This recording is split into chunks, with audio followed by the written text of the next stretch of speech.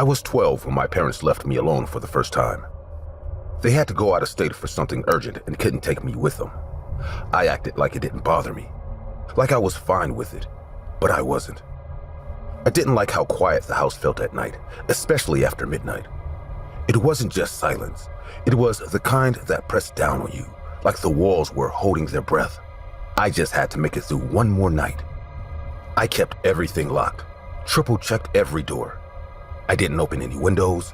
I didn't even turn on the hallway lights because I hated how the darkness pulled at the bottom of the stairs. I tried to watch some cartoons to distract myself, but even those felt weird without anyone else around. I fell asleep on the couch, remote in hand, a blanket pulled up to my neck. The TV hummed low in the background. Sometime in the middle of the night, I woke up. The screen had gone to static. That wasn't what bothered me. It was the silence behind it, the kind that told me something wasn't where it should be. My neck felt stiff. My mouth was dry. I sat up slowly and tried to listen past the static. That's when I heard the first noise. It came from the back of the house, a dull, deliberate thud. I waited for another sound, hoping it had just been something falling over, but there was nothing.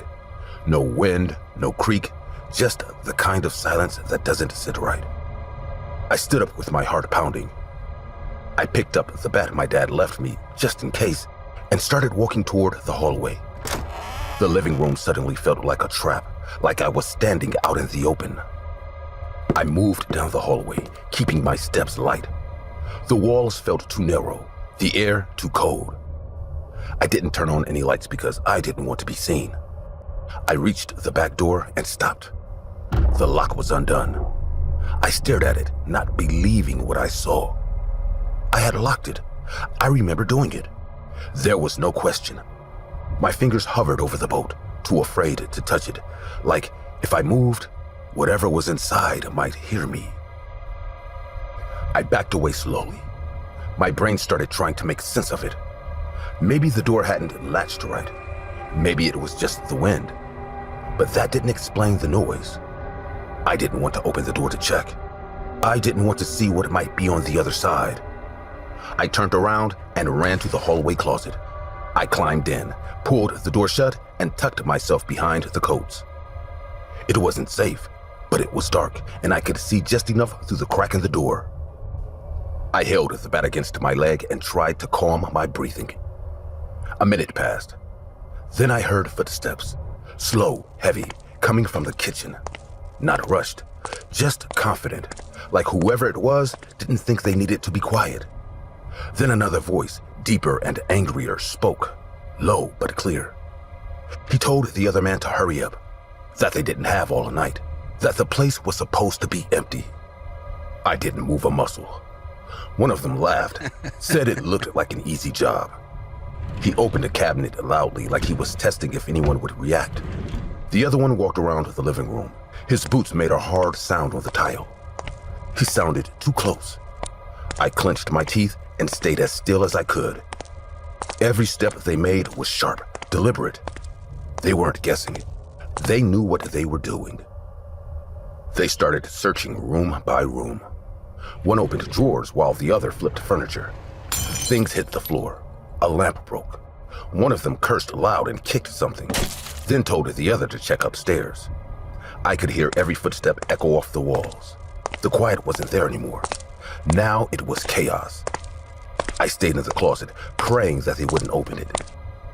I felt the vibration of their steps through the floor, the way a rabbit might feel a fox approaching the burrow. Then it changed. A voice shouted from upstairs.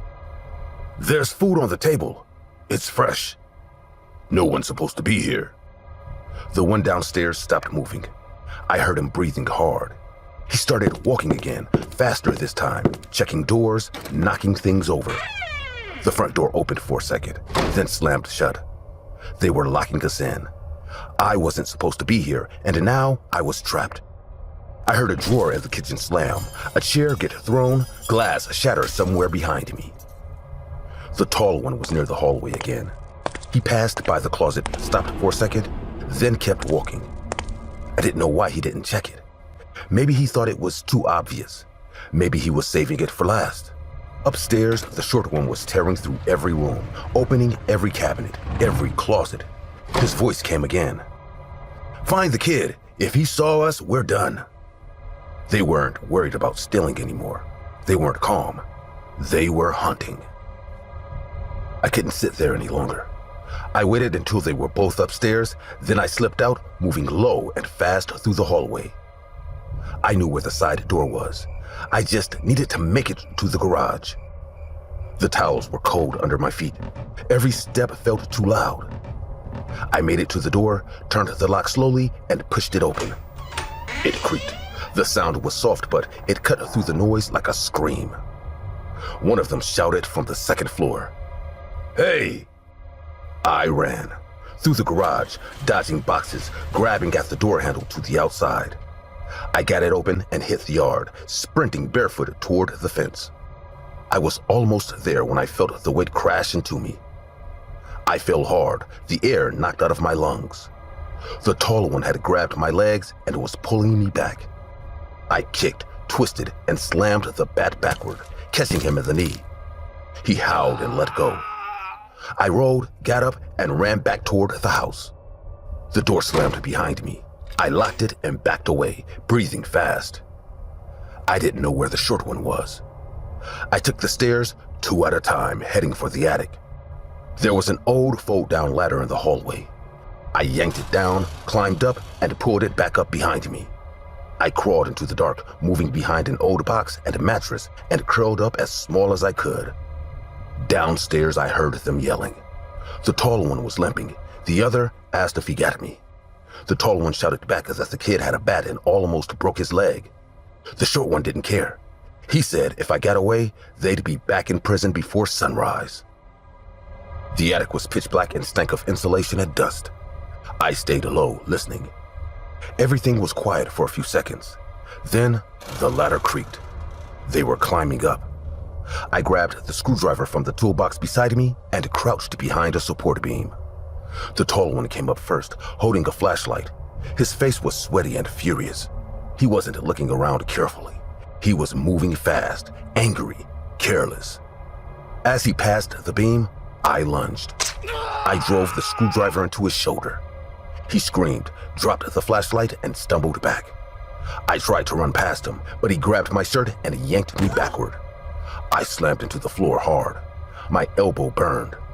I kicked at his face, got him once, and he let it go.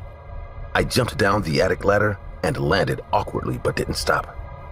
I ran down the hallway, headed for the bathroom, but the short one came out of a bedroom and grabbed me by the arm. I twisted free and made it halfway down the stairs before they caught me again. I swung the bat wildly and clipped one of them in the ribs. He fell down 2 steps, coughing. I bolted for the front door, unlocked it, pulled it open, and the tall one slammed it shut before I could get out. He picked me up like I weighed nothing. I kicked and screamed. I bit his arm deep, enough to taste blood. He dropped me, but it was too late. The short one tackled me and pinned me down. "Enough, I've had it. Bag him and go." The taller one pulled out a black cloth bag and shoved it over my head. I couldn't see. I couldn't breathe right. My hands were tied with something rough. They carried me outside. I could feel the night air for a second, then metal walls.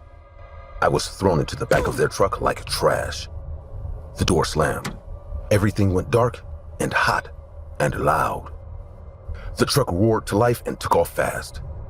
I was tossed against the wall, still tied, still blind. I heard them yelling up front. The short one was saying it wasn't worth it, that they barely got anything.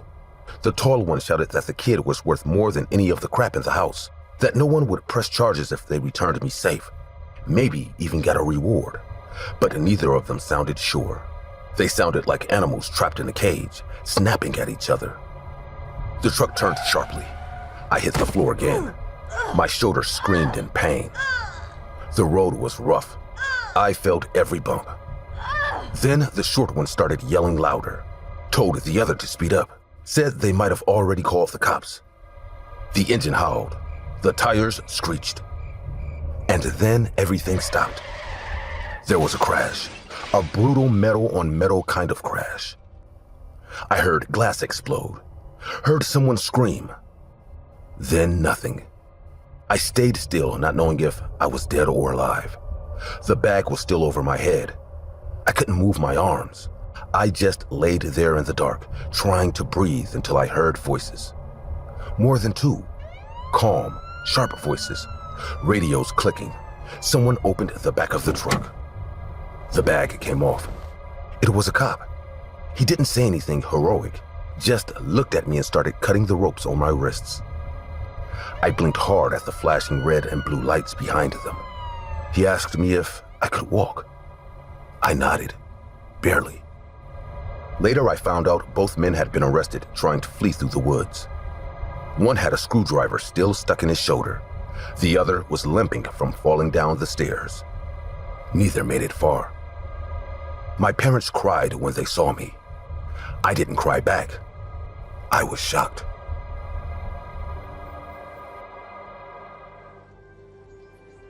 I stayed home because work did not stop for holidays, and someone had to cover the late shift that week. My wife took the kids to visit her family, and I helped load the car without complaining because staying alone sounded easier than traveling with noise and obligations. When they left, the house felt empty, but manageable, like a place waiting to be used properly. I ordered food I usually do not eat, turned on the TV, and planned to stay awake late without worrying about anyone else. I walked through the house once, locking doors and windows, not because I was afraid, but because it was routine. The cameras were on, the alarm was set, and everything looked normal on the screens. I sat on the couch and tried to relax, but silence is never fully quiet when you are alone. Every sound stands out more, even the harmless ones. I told myself it was fine and focused on the screen, forcing my attention to stay there. The night was supposed to pass without any interruption, without any reason to remember it later. I had no idea how fast that plan would fall apart. The doorbell rang once, sharp and loud, and I froze on the couch instead of standing up. I muted the TV and listened, hoping it would stop and prove it was nothing. It rang again, longer this time, followed by a fist hitting the door hard enough to shake it. I opened the camera feed instead of the door. A young woman stood outside, crying so hard her face was twisted and red. She kept turning her head, scanning the street behind her, shaking like she could barely stay upright. She screamed for help and begged whoever was inside to open the door. I hesitated because everything about the situation felt wrong. But then I thought about my daughter. I imagined her alone, terrified, begging a stranger for help while someone watched her from the dark. That thought pushed past my doubt and made the decision for me. I unlocked the door and opened it.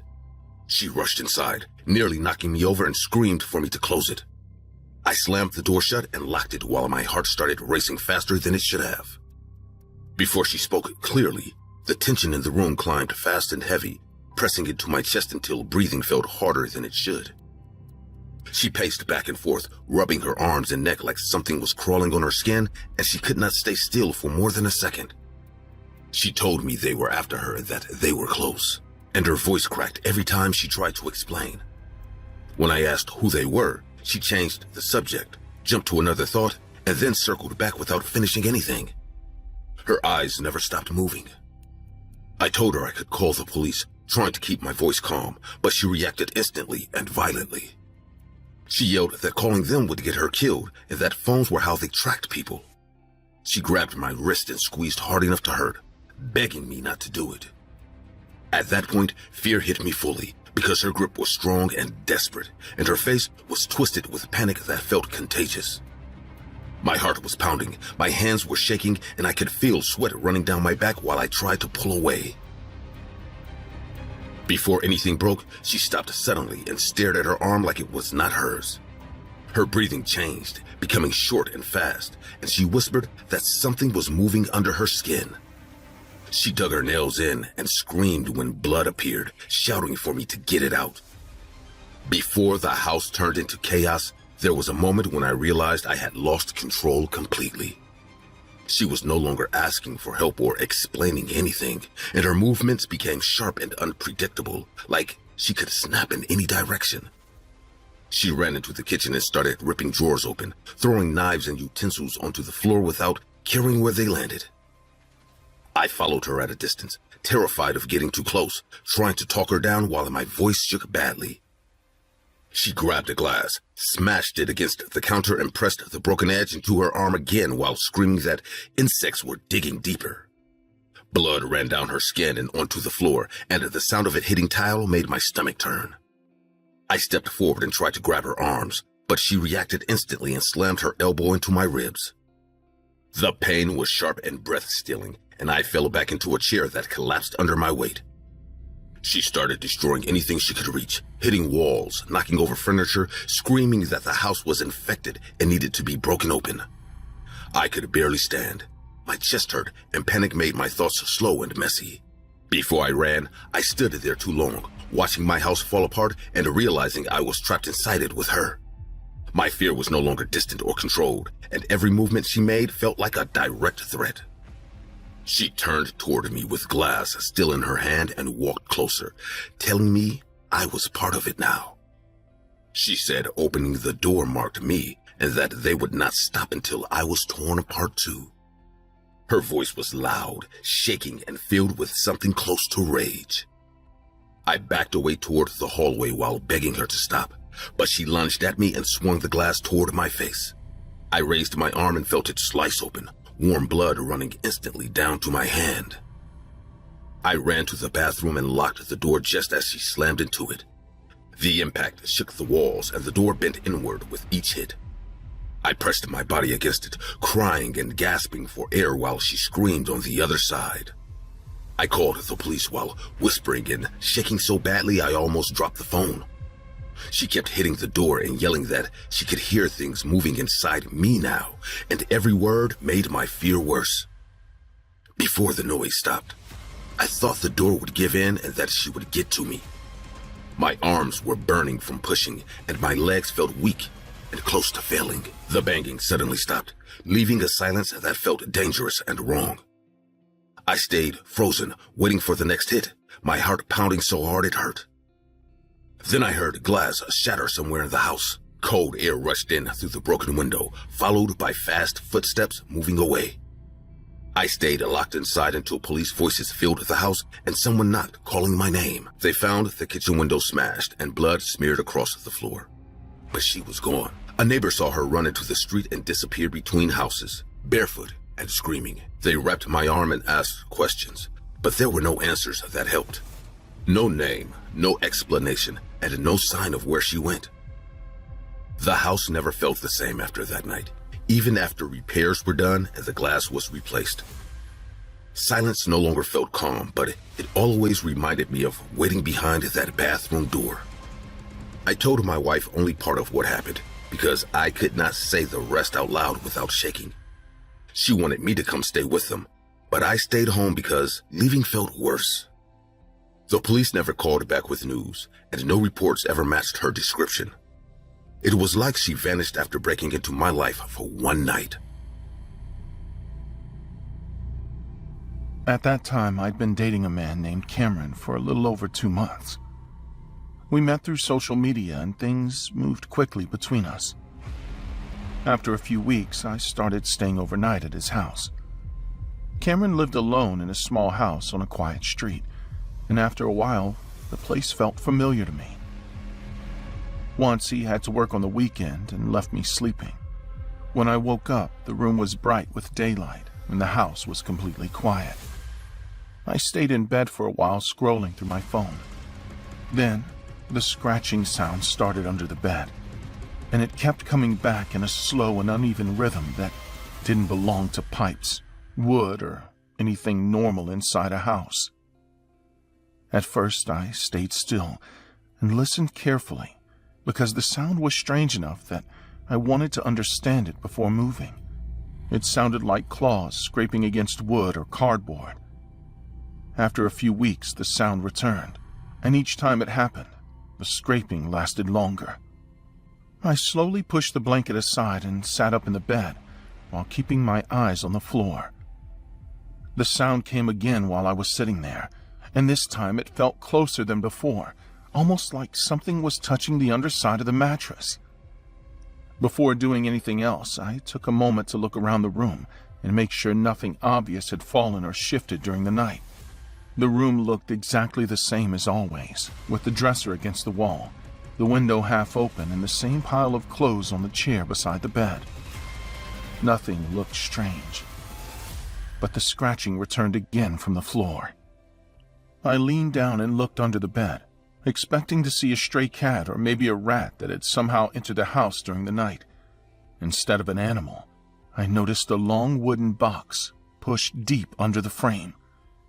The box looked old and heavy, and the sound was coming from inside it. When I reached down and grabbed the edge of the box, I realized immediately that something about it was wrong, because the thing barely moved, even when I pulled hard with both hands. I stayed kneeling on the floor while holding the edge of the box, and for a moment I considered leaving it alone and walking out of the house, because something about the situation felt deeply wrong. While I was still thinking about what to do next, the box suddenly moved from inside and hit the wooden floor with a dull thump that made me jump backward. The sound that followed was not scratching anymore, because it sounded like something hitting the inside of the box with weak fists that were running out of strength. Before touching the box again, I forced myself to sit there and listen carefully, because the noise coming from inside had changed in a way that made my chest tighten with fear. The pounding slowed down, and in the silence between each hit, I heard something else that made the situation impossible to ignore. I leaned closer to the box and noticed small holes drilled into the top of the wood. The holes were uneven and rough, like they'd been made quickly with a cheap drill. When I placed my ear near one of them, I heard breathing that sounded exhausted and wet, followed by another muffled cry that confirmed a person was inside. At that moment, my body reacted before my thoughts could catch up, and I dragged the heavy box fully into the open space beside the bed, while the pounding inside became faster and louder. Before opening the box, I stayed crouched beside it while trying to think clearly about what I was about to see. My heart was beating so hard that it made it difficult to focus, but the sounds coming from inside the box were becoming frantic and desperate. Whoever was trapped inside was moving constantly, pushing against the wood with weak force that still managed to shake the lid. When I finally lifted the metal latch and pushed the lid open, the smell that came out of the box hit me first and made me cover my mouth. The woman inside was folded into the space in a way that looked painful, her knees pulled tightly to her chest and her wrists tied behind her back with thick rope. Her ankles were tied the same way, and a piece of cloth was stuffed deep into her mouth and wrapped tightly with tape that had been pressed against her skin. Her hair was tangled and stuck to her face, and when the lid opened completely, she began to scream through the gag while trying to force her body out of the box. I stepped backward in shock while she rolled onto the floor and tried to crawl toward me, even though her legs barely worked. Her eyes were wide and desperate, and she grabbed my arm with both tied hands while making broken sounds that were impossible to understand. I quickly pulled the tape and cloth away from her mouth, and the first words she forced out came in a hoarse voice that sounded damaged from too much screaming. "Help me! Please, help me!" Her voice cracked while she tried to breathe between the words, and she grabbed my shoulders while shaking violently because she could barely stand on her own. Before trying to move her, I stopped for a moment and listened toward the front of the house, because the thought of Cameron returning while we were still inside made my mind race with panic. The house remained quiet, but every second that passed felt dangerous because I had no idea when he might walk through the door. The woman clung to me with both hands while her body shook from exhaustion, and when she tried to stand, her legs failed immediately, and she nearly collapsed again on the floor. Her nails scraped my arms while she struggled to keep her balance, and her breathing came in fast bursts that sounded painful. While cutting the rope around her wrists with a knife I grabbed from the dresser, I asked her who had done this to her, even though part of me already knew the answer. She stared at me with wide eyes and spoke in a low voice that sounded broken from fear. "Cameron keeps me here." When the rope finally came loose, she grabbed my shirt and held onto it with desperate strength while trying to walk beside me. We moved slowly toward the hallway because her legs were weak and she stumbled every few steps while leaning heavily on my shoulder. Halfway to the front door, she suddenly panicked again and grabbed my hair while speaking quickly through uneven breaths. "Do not leave me here. Please, do not leave me." I told her we were leaving together and kept moving toward the door while my heart pounded with fear that Cameron would return at any moment. Before opening the front door, I paused again and listened carefully for any sound of a car pulling into the driveway. When I opened the door, she leaned heavily against me while we were crossing the yard slowly because her legs were still struggling to carry her weight. Once we reached the sidewalk, she collapsed again and sat on the ground while breathing hard. I took out my phone and called the police while trying to explain what had just happened in clear words that the operator could understand. Police cars arrived within minutes, and officers rushed toward us while others moved carefully toward the house to secure the scene. Paramedics lifted the woman onto a stretcher while she kept repeating the same sentence over and over again. "Under the bed. He kept me under the bed." Cameron was arrested later that day at his workplace without knowing that everything had already fallen apart. The woman's name was Colleen Stan, and later police explained the full story to me, that she had been hidden inside that house for years. When detectives told me that detail, I felt sick to my stomach, because I'd slept in that same bed many times without realizing what had been hidden directly under me. Even now, I still remember the sound that woke me up that morning. In 1977, Colleen Stan was picked up while hitchhiking by Cameron Hooker near Red Bluff, California. Hooker held her captive for about 7 years, often locking her inside a small wooden box hidden under his bed, while people in the house lived normal lives above her. Through physical restraint and intense psychological control, he kept her imprisoned until the truth finally came out in 1984, leading to his arrest and conviction. When you were kids, what did you think when you were all alone? All parents are very careful not to leave their children alone, but at some point, they have to. What was your first time? Were you afraid? Were you relieved and happy? Did something bad happen to you? To be honest, my first time being alone was the worst. Being very young, maybe even too young to be alone for the first time, I had a horrifying experience that no child or adult should ever have in their life. An experience which I miraculously got out of alive. Because at a very young age, I knew human madness at its maximum expression. It all started when I was 11 years old. I'll be honest, I'm not a parent, and I'm not sure if that's the right age to leave a child alone. I just know that in my particular case, I was too young, and I didn't feel safe. Since I always behaved well, my parents had no problem leaving for an hour during the night to pick up my brother for a birthday party. At that point, they decided that this was the perfect opportunity for me to experience a short time of being alone, so they could see if I got into any mischief. I wanted to go with them in the car, see my brother, and fall asleep on the ride back. But I guess my parents thought it was the best thing for me, or at least that's what they told me as a kid. Once they left in the car, I turned on the TV and found an animated movie. I was very entertained and distracted, waiting for the night to pass quickly and for my parents and sibling to arrive, when suddenly I heard a loud knock on the door. Hey, it's me, Mom. Open the door. I didn't know who that lady was, but I knew one thing for sure. That wasn't my mom. I had no idea who she was, but she was scaring me very much. The banging and screaming of that lady was getting more and more violent. She wanted to get into the house at all costs, screaming desperately for me to open the door for my mother. She said that she was my mother and she was going to take care of me, that if I didn't open the door, she was going to be very angry with me and she'd have to punish me. For a moment, I thought about opening the door, just out of fear that she would come in anyway. But I remembered what my parents had told me. I should never open the door for any stranger, no matter what they tell me. Opening the door only makes things worse. At that instant, the noises at the door stopped and I calmed down, thinking it was all over. I ran to the dining room window and opened it just to see if the terrifying woman was gone.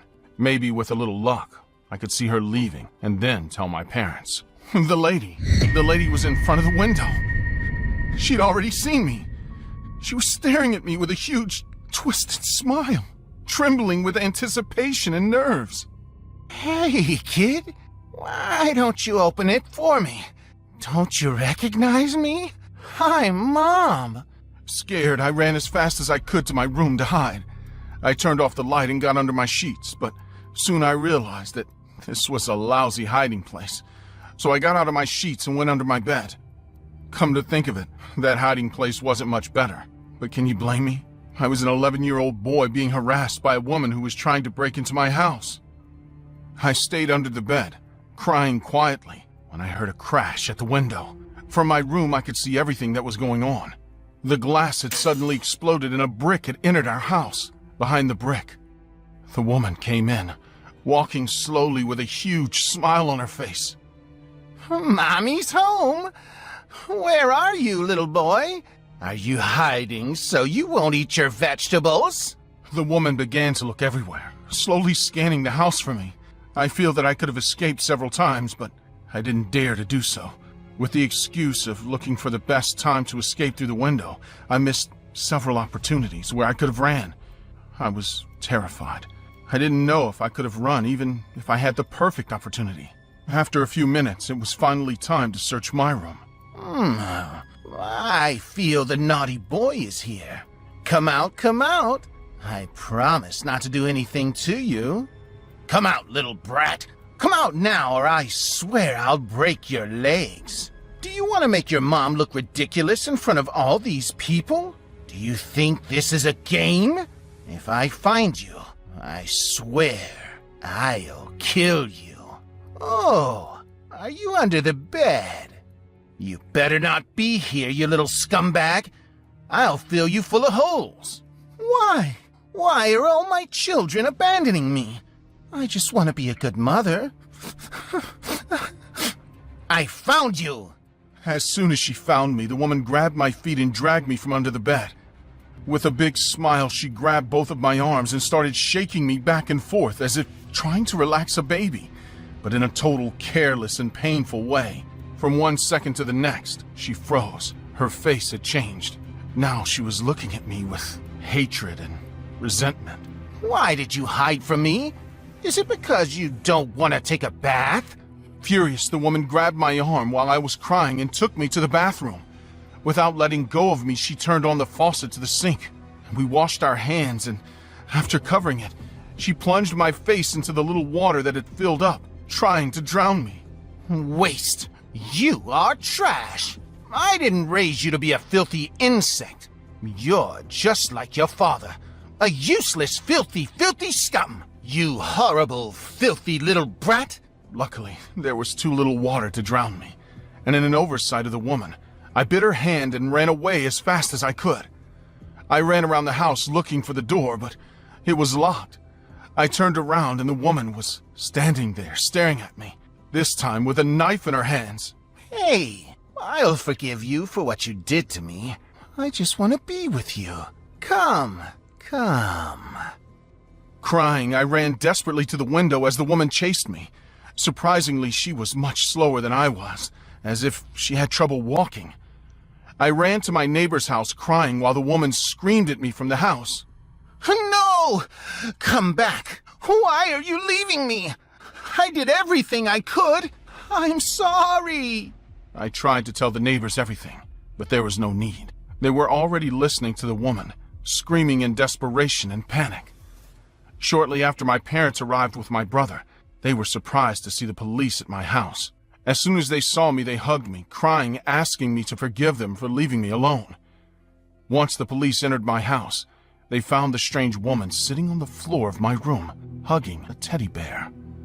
She said it was her son, and that they were not going to take him away from her. As she said this, she was stabbing the bear with a huge knife all over its body. The woman was immediately taken to a mental institution.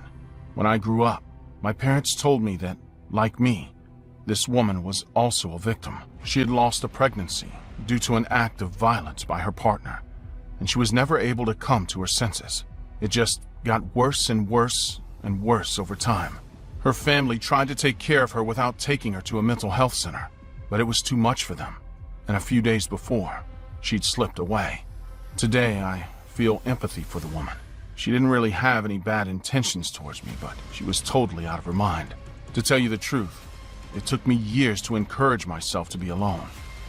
There's not a day that goes by that I don't think about that woman. I remember it like it was yesterday. In those moments, I just smile and am glad to be alive.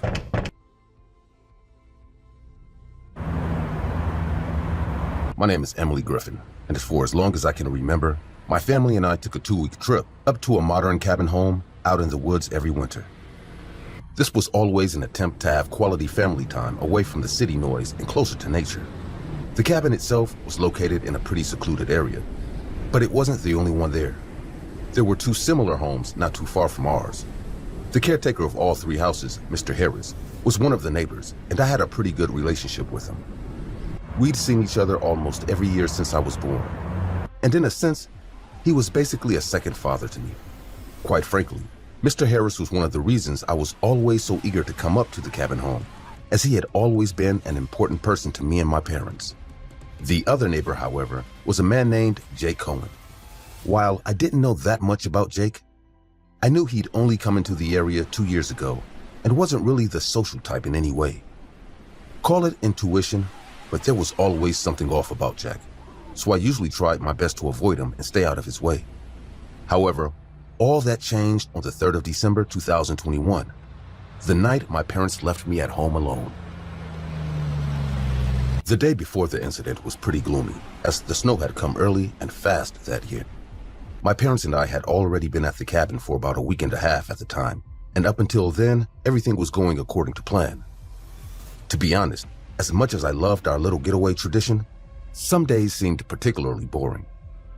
And I'd find myself constantly checking my friends' Instagram to see how much fun they were having without me. Sadly, this was one of those days. After spending time on my phone, I decided to go upstairs and watch the snow from the balcony, as it was the only spot in the house where I could see everything. The snow falling that day made the view absolutely breathtaking. Everything was completely covered in white, and for a minute, it got so quiet that I forgot I wasn't alone. The sound of a door being closed cut through the air, shortly followed by a weird, faint noise that seemed to be coming from behind Jack's house. I couldn't tell what the sound was, but it didn't take too long before it stopped, and a tall figure emerged from behind the house. The man was dressed in all black, and from where I was seated, it was impossible to tell who it was. After a few seconds of pondering, I eventually concluded that it was most likely Jack. While I couldn't tell if it was him, I already knew he was fond of going out at odd times. I wasn't completely sure, however, as something about the man and the way he moved through the snow gave off this terrifyingly eerie feel. While I usually preferred to stay out of things like that, I had to know what was going on. So against my better judgment, I continued to watch as the man slowly walked away from the house before stopping and standing completely still. The sight of this strange man in the snow was already creepy enough, but the fact that he simply stood out there without moving and looked into the darkness began to send chills down my spine. Again, against my better judgment, I decided to get closer to try to figure out what he was doing. But before I could move, his head spun swiftly in my direction. While I would have loved to believe differently, it was eerily obvious that the man was staring directly at me. The darkness covered all of his face and didn't allow me to see much of his features, but the only thing I knew for a fact was that his eyes were steadily fixed on me. Without even thinking twice, I immediately ran indoors, covered the windows, and went downstairs to my parents, where it was safe. Before going to bed that night, I decided there was no point in saying anything that would bother my parents. But I lay in bed and my mind raced before eventually coming to the obvious conclusion that the man had to be Jack. I mean, it wasn't the first time I had this exact type of interaction with him. The only difference being, this time, the darkness added to his already creepy vibe and made it seem like something it wasn't. That explanation was the only thing that made sense to me that night. And it was also the only reason I was able to calm down and get some sleep. The next morning, everything was back to normal, and there didn't seem to be any signs that the man from last night had done anything wrong. I decided to go downstairs and get some breakfast, but before I could start my eating, my mom hurried up to me and said, "Listen, honey, I know sometimes it gets boring for you being out here with just us, but it's not safe for you to be sneaking in and out of the house at 2 a.m. The confusion on my face must have been evident, because before I could even ask what she was talking about, she continued, "Don't even think about denying it, Emily. You nearly woke your father up when you were coming up the stairs last night. Now, I'd like to keep this between us, but I don't want you doing something like that again, okay?" I simply nodded my head as she gave me a kiss and said, "Oh, and by the way, your father and I are headed into town tonight for dinner your dad has to attend. We tried to get out of it, but it's important, so we'll probably be back early tomorrow morning." I smiled and nodded again as she walked away, but in my head I was still trying to figure out what she was talking about. Nothing she said made sense to me, and for a brief second, I thought about my encounter with Jack the previous night. That couldn't have had anything to do with what my mom heard, though. So I simply decided there was no point in dwelling on it. At around 6 p.m. that evening, my parents left for the meeting, leaving me home in the cabin for the first time ever. Understandably, the thought of inviting a few friends over crossed my mind, but that was impossible as I didn't know anyone my age in the area. After the next few hours, I realized there was absolutely nothing to do in the cabin alone, so I spent about 30 minutes on my phone before deciding to go downstairs and watch the movie Gone with the Wind for probably the 8th time that week. About 6 minutes after the movie started, the sound of a knock on the window sent shivers down my spine and echoed through the entire living room. The knock had come out of nowhere, and the fact that I was alone in the house made the situation even more terrifying than it already was. At first, I tried to brush it off as me hearing things, but before I could continue the movie, there it was again, the knocking. I wasn't sure what to do at that moment, as images from the encounter with Jack last night came flooding back. I sat frozen with fear for about 2 minutes, and eventually, the final knock came from the window before I decided it was better to go upstairs and lock myself in my room. The house was dead silent now, and I could feel the tension in the cold air as I got up to leave. After turning off the TV, I began to slowly walk towards the stairs when the sound of breaking glass filled the room and a massive rock landed on the floor. I screamed in terror before running up the stairs, quickly picking up my phone and calling my mom. "Hey, honey, are you? Mom, there's someone in the house," I whispered, interrupting her. My voice was breaking and tears began filling my eyes as I thought about what would happen to me. "Wait, what do you mean someone's in the house? Do they have a gun? Are you hurt?" My mother's concern was obvious, but her questions only made me more stressed, so I said, "Mom, I'm fine. Can you just come home, please?" "Okay, listen, Emily. Call Mr. Harris and tell him to come over right now. Your father and I will call the police and be back as soon as we can. So call Mr. Harris first, okay?" I immediately ended the call before finding and calling Mr. Harris, but he didn't answer. My hands were shaking now, and I decided to call again as I didn't have another option. And he was probably already asleep. He answered the phone this time, and I could hear the tiredness in his voice as he said, "Is everything all right, Emily?" I quickly responded saying, "No, sir. You need to come to my house right now. I can't say too much, but there's someone here, and I'm scared, so please just come." Mr. Harris's tired voice immediately turned to concern as he said, "Okay, stay calm. Don't leave where you are until I call you again. I'll be there soon," and ended the call. Mr. Harris called me about 4 minutes later to tell me he was at the door. I quickly went downstairs to let him in, and as I opened the door crying, he hugged me before saying, "It's okay, darling. Did you see who it was? Did he hurt you?" I showed him the living room window and the rock on the floor before telling him about the situation with Jack the previous night. and how I thought it could be the same person. Mr. Harris didn't seem too shocked by what I said about Jack. He told me that people who stayed there in the summer also complained about Jack lurking at night. He promised he'd speak to Jack in the morning to see what he had to say. It wasn't long before the police showed up to make sure I was okay. I told them about what happened with the knocking and the rock, and Mr. Harris spoke to them briefly before assuring me they'd already looked around the house and he was sure whoever it was wouldn't be back that night. Somehow that didn't make me feel better, but I was obviously still shaken up. So Mr. Harris said, "Hey, why don't I stay with you tonight? You can call your parents and tell them not to worry. Just go and get some rest and I'll be here if you need me." Mr. Harris was always so kind to me, and I knew my parents would be on the road for a while, so I called them to tell them not to worry as Mr. Harris was already here. They were understandably still concerned, but after ensuring them I was fine, they calmed down and told me they'd be home first thing in the morning, and I should probably get some rest. I wasn't sure how I would get any rest, as I was still worried whoever it was would come back to the house, but the fact that Mr. Harris was downstairs calmed me down more than I expected. And soon enough, I was in bed trying to fall asleep. At around 2 a.m., I woke up abruptly to the sound of footsteps approaching my bedroom. The paranoia I felt earlier that night came back, and my mind began racing as my bedroom door opened, and the presence of another person looming over me was evident. Different thoughts filled my mind about how they got into the house and what happened to Mr. Harris downstairs. But all those questions left my mind as the person began touching me. I turned immediately to take his hands off me and was met by the shocking sight of Mr. Harris standing over my bed with a knife. "Calm down, little girl. Do you know how long I've waited for this moment?" he said, sitting on the bed and moving closer to me. "How long I've waited for you to mature into this beautiful little thing you are today." Tears began to fill my eyes as the horrific realization of what was about to happen dawned on me. Please no. Why are you doing this to me?" I asked as Mr. Harris grabbed my arms.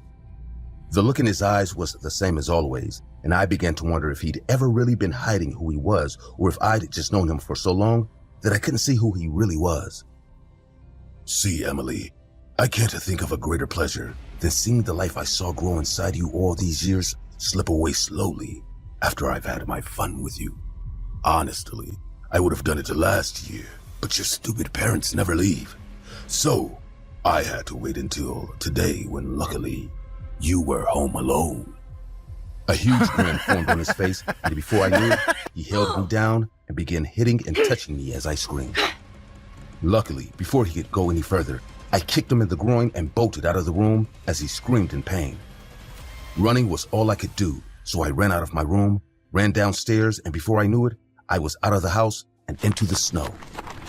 The cold air immediately filled my lungs, and suddenly it became 10 times harder to move without falling.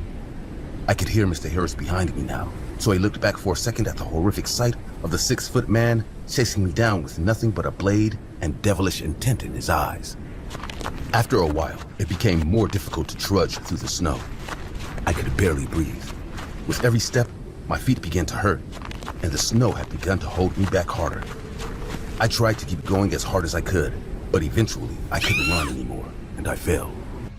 Mr. Harris was on top of me in a matter of seconds, and before I could do anything, I felt the force of his fists against my face again and again, before he eventually stopped and stared, laughing while letting out heavy, quick breaths. "Fuck you, fucking little bitch!" he screamed while pointing at me. I could barely see anything, but I could tell he had picked up the knife and was about to stab me. Tears ran down my face as I prepared for what was about to happen. But before he could stab me, I heard a heavy thud, and before I knew it, Mr. Harris fell off me unconscious. I couldn't tell what had happened, and I didn't have much time to figure it out, as not long after, I began to see less and less until eventually everything went dark. I woke up the next morning at the Ellie Blumenson Community Hospital in Minnesota. It was the only hospital in the area, and I was told by my parents that Jack had found me last night and brought me to the hospital. I told my parents everything that happened that night, and they broke down in tears. I could tell that in some way they felt responsible for bringing a man like Mr. Harris into my life. The police came later that day to ask me questions, and after speaking to them, They told me they'd spoken to Jack earlier that day, and after looking around, they'd discovered a secret shed behind Jack's house where Mr. Harris had stored guns and mementos from other victims. This would explain why whenever people saw him leaving, they would assume it was Jack and end up complaining about the odd movements to Mr. Harris himself. The estate's cameras around our house had also captured Mr. Harris lurking outside my living room window before knocking numerous times and eventually throwing the brick through the window. Further investigations were carried out into Mr. Harris and his victims, and after a year, he was sentenced to life without parole by the Minnesota police. Although I avoided all trials and anything to do with him, it brought me great relief to know he was rotting away for the rest of his life. It's been 3 years now, and despite the fact I'm 21 years old, the nightmares don't seem to be going away anytime soon. And I haven't been alone since the horrific day I was home alone with Mr. Harris. I still remember when I lived in that place. I didn't move in because I liked the place. I moved in because it was the only thing I could afford without roommates. A one-bedroom apartment, second floor, cracked tiles, water stains on the ceiling. No decoration, no personality, just 4 walls and a door I could lock. I worked night shifts at a shipping facility. I liked being alone. Or I thought I did. The building was mostly empty. A lot of tenants came and went. The ones who stayed never talked. My neighbor across the hall, maybe in his 60s, stared every time I walked past, like he wanted to say something but didn't know how. I ignored him. Didn't need friends, just quiet and sleep. I barely had furniture. A mattress on the floor, a plastic table, one chair. I watched movies on my laptop. Horror stuff, mostly. The kind with cheap monsters and dumb decisions. I didn't think anything could actually scare me. I was used to silence, to dark hallways and flickering lights. Thought I'd seen enough to not care anymore. But the first time I saw it, I knew this wasn't something I could laugh off. It was late, maybe 2 or 3 a.m. I was walking home from my shift. Took the shortcut through the alley behind the building. I'd walked it 100 times. That night, someone was standing at the far end, half in the shadows, facing my direction. I slowed down, thought maybe they were drunk or lost, but they didn't move, didn't talk, just stood there. Their body was straight, arms at their sides, nothing off about the clothes, gray hoodie, jeans, but the stillness was wrong. Not frozen from fear or hesitation, just empty. I stepped wide to the left, gave them space, didn't break eye contact. They didn't even blink. As soon as I turned the corner and lost sight of them, I sprinted up the stairs, heart pounding like something was already chasing me. Inside, I locked every lock. I sat in the chair and waited. Nothing happened. I didn't hear a knock, didn't hear footsteps. Eventually, I fell asleep with the lights on and a knife beside me. Woke up the next day, told myself I was just tired, hallucinating maybe, overworked, underfed. That same night I looked out the window before bed. It was standing on the sidewalk across the street, facing my building. That was the moment I knew it wasn't random. I left the window and walked around the apartment, checked every room, even the stupid closet I never used. Nothing inside. I paced until the sun came up. When I finally looked again, it was gone. I didn't go to work. I didn't leave the apartment for 2 days. I waited to see if it would come back. And it didn't. Not right away. On the 3rd night, I took the trash out. The hallway was empty. The building was always quiet at night. When I came back up the stairs, it was standing on the same landing just below mine. Facing me. Same clothes, same posture, no expression. I didn't give it time to move. I shoved past, touched its shoulder, cold and damp like wet concrete, and ran into my apartment. I slammed the door and locked everything. I leaned against it, breathing hard. I didn't hear footsteps, didn't hear anything, but I could feel it on the other side. I pushed the table in front of the door, sat on the floor holding that same kitchen knife. I didn't sleep. Every few minutes I stood up and checked the peephole. It wasn't there. At least not in the hall. I stopped checking after I thought I saw something pass through the wall. I didn't see a full figure, just motion, like watching something underwater. I backed away, heart slamming, knife shaking in my hand. At sunrise, I opened the door and ran. I didn't pack anything, I just left. Took the bus across town, got a motel room. First thing I did was lock the windows, shut the curtains, and sit with my back to the wall. I stared at the door for hours. Around 1 a.m., there was a knock. Not a bunch of them, just one. Loud, solid. I didn't answer, I didn't move, I barely breathed. I stayed in motels for the next week, switching locations every night. Paid cash, no routine. I avoided windows, never walked alone, and still, every night, it showed up. Sometimes far away, sometimes right outside, never speaking, never running, always walking, always getting closer. I thought about fighting it. I bought a crowbar, a can of mace, even a gun off some sketchy guy in a parking lot. I was ready to use them. But when it appeared on the motel balcony, walking through the glass without shattering it, I froze. I hit it with the crowbar, the metal bent. It didn't bleed. It didn't flinch. I sprayed the mace straight into its face, and nothing. It reached for me. I fired the gun twice. The bullets went in, but didn't come out. It didn't even stumble. I jumped off the second floor, twisted my ankle when I landed, and I kept running. I spent the night hiding behind a gas station dumpster, clutching the gun like it mattered. When the sun rose, it was gone again, like it had melted into the air. I called the only person I still trusted, Marcus, an old co-worker, a good guy. Didn't ask questions, said I could crash on his couch. I didn't tell him everything, just said I was being followed. He laughed at first, but when I screamed at him not to leave me alone that night, he stopped smiling. At 3 a.m., the doorbell rang. Marcus went to check, and I begged him not to open it. He said there was no one there, no car, no sound, but when I looked out the window, it was standing in the middle of the road, staring. Then it took one step forward. I ran again. Back to my apartment. I know it doesn't make sense, but I was tired. Tired of running, tired of pretending I could get away. I figured if it was going to kill me, I'd rather die somewhere familiar. I stayed inside for 3 days. Didn't answer my phone, didn't eat, just waited. On the 4th night, I heard footsteps in the hallway. Not loud, not fast, just steady. One step, then another. I stood behind the door holding a knife in one hand and a hammer in the other. The footsteps stopped. I looked through the peephole. Nothing. I turned around and nearly screamed.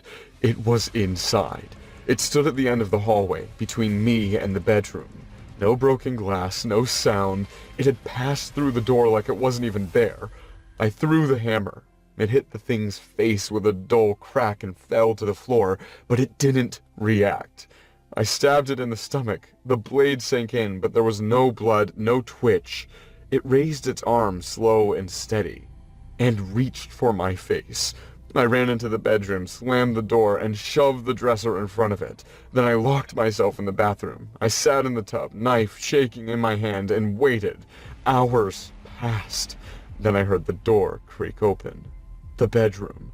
Then footsteps, slower than before. Not because it was tired, because it knew it had nowhere left to go. The handle turned. I pressed myself against the back wall of the tub. The door opened and it stepped into the bathroom, 1 foot after the other. No speed, no rush, just walking. I stabbed at its leg, but it didn't even slow down. It kept moving forward, cornering me. The knife dropped. My arm went numb. Its hand reached for my face, and then everything went black. I woke up in the bathtub, daylight leaking in through the bathroom window. My apartment was empty. The door was open. The walls were marked with long black smears, burn marks almost, but nothing else. I stumbled out bleeding from my hand. My clothes were soaked in cold sweat. The thing was gone. I didn't waste time. I packed a bag, took everything I could carry, and left. Moved 4 states away, got a new name, a new job, an apartment with 24-hour security and cameras in every hall. I haven't seen it since. But I still still jump when I hear slow footsteps, because it didn't die. It never stops. I don't think it can be killed. I think it just chooses when to show up. And maybe it's giving me time. Maybe it's just letting me get comfortable, letting me believe I'm safe. That's the worst part, not knowing if tonight is the night it walks through my wall again. I've stopped trying to explain it. No one would believe me anyway. I've moved 5 times in 6 months. No patterns, no trail. Still, I always check every window, every alley, every reflection, just in case it shows up again. I'm tired, and I'm really afraid. Afraid that someday I'll give up and won't run anymore. I live alone in a small house on the outskirts of Seattle. I bought it 2 years ago, taking advantage of a good price and the area's tranquility. A dead-end street surrounded by tall trees and few neighbors. It was perfect for someone like me, a person who doesn't like people. My routine is pretty simple. I work from home as a programmer. I go out a couple of times a week to go shopping or running, and from time to time, I get visits from friends, although they are becoming less frequent. Sometimes the nights were too quiet, but I learned to get used to it. This year's winter was harsher than usual. Temperatures dropped lower than expected, and the days seemed to end before they began. Under these conditions, the house began to feel bigger and colder. Everything was normal, boring, but that wasn't a bad thing. I like boring, but nothing lasts forever, and bad things always come. I first noticed it one night while trying to sleep. I heard a faint noise, like someone walking barefoot down the hallway. I got up and quickly checked with a flashlight I keep nearby for when I lose things under furniture. I looked for the source of the noise, but there was nothing. Surely it must have been the wind or the echo of my imagination, I thought. But that was just the beginning. That same week, the little noises became more constant, but I could never find anything. I came to think they were noises from the house, maybe from outside. But they weren't, and that overconfidence almost killed me. On a Friday, it was close to midnight when I heard a thud coming from the kitchen. Not a creak or a scrape, but something much more definite, as if someone had dropped something heavy. I rushed downstairs with an aluminum bat I kept in my room. I turned on the lights in the dining room, but nothing was out of place. However, when I got to the kitchen, I noticed something strange. The knife I left on the counter the night before was now on the floor. I picked it up and put it back in its place, feeling ridiculously paranoid. I tried to convince myself that it had been an oversight, but as I walked back upstairs to my room, I couldn't shake the feeling that someone was watching me. That early morning, I didn't sleep. The most disturbing sound came around 3 a.m, a low, barely audible whisper that seemed to come from the hallway outside my room. I didn't dare open that door. At that moment, I didn't even think about grabbing the bat.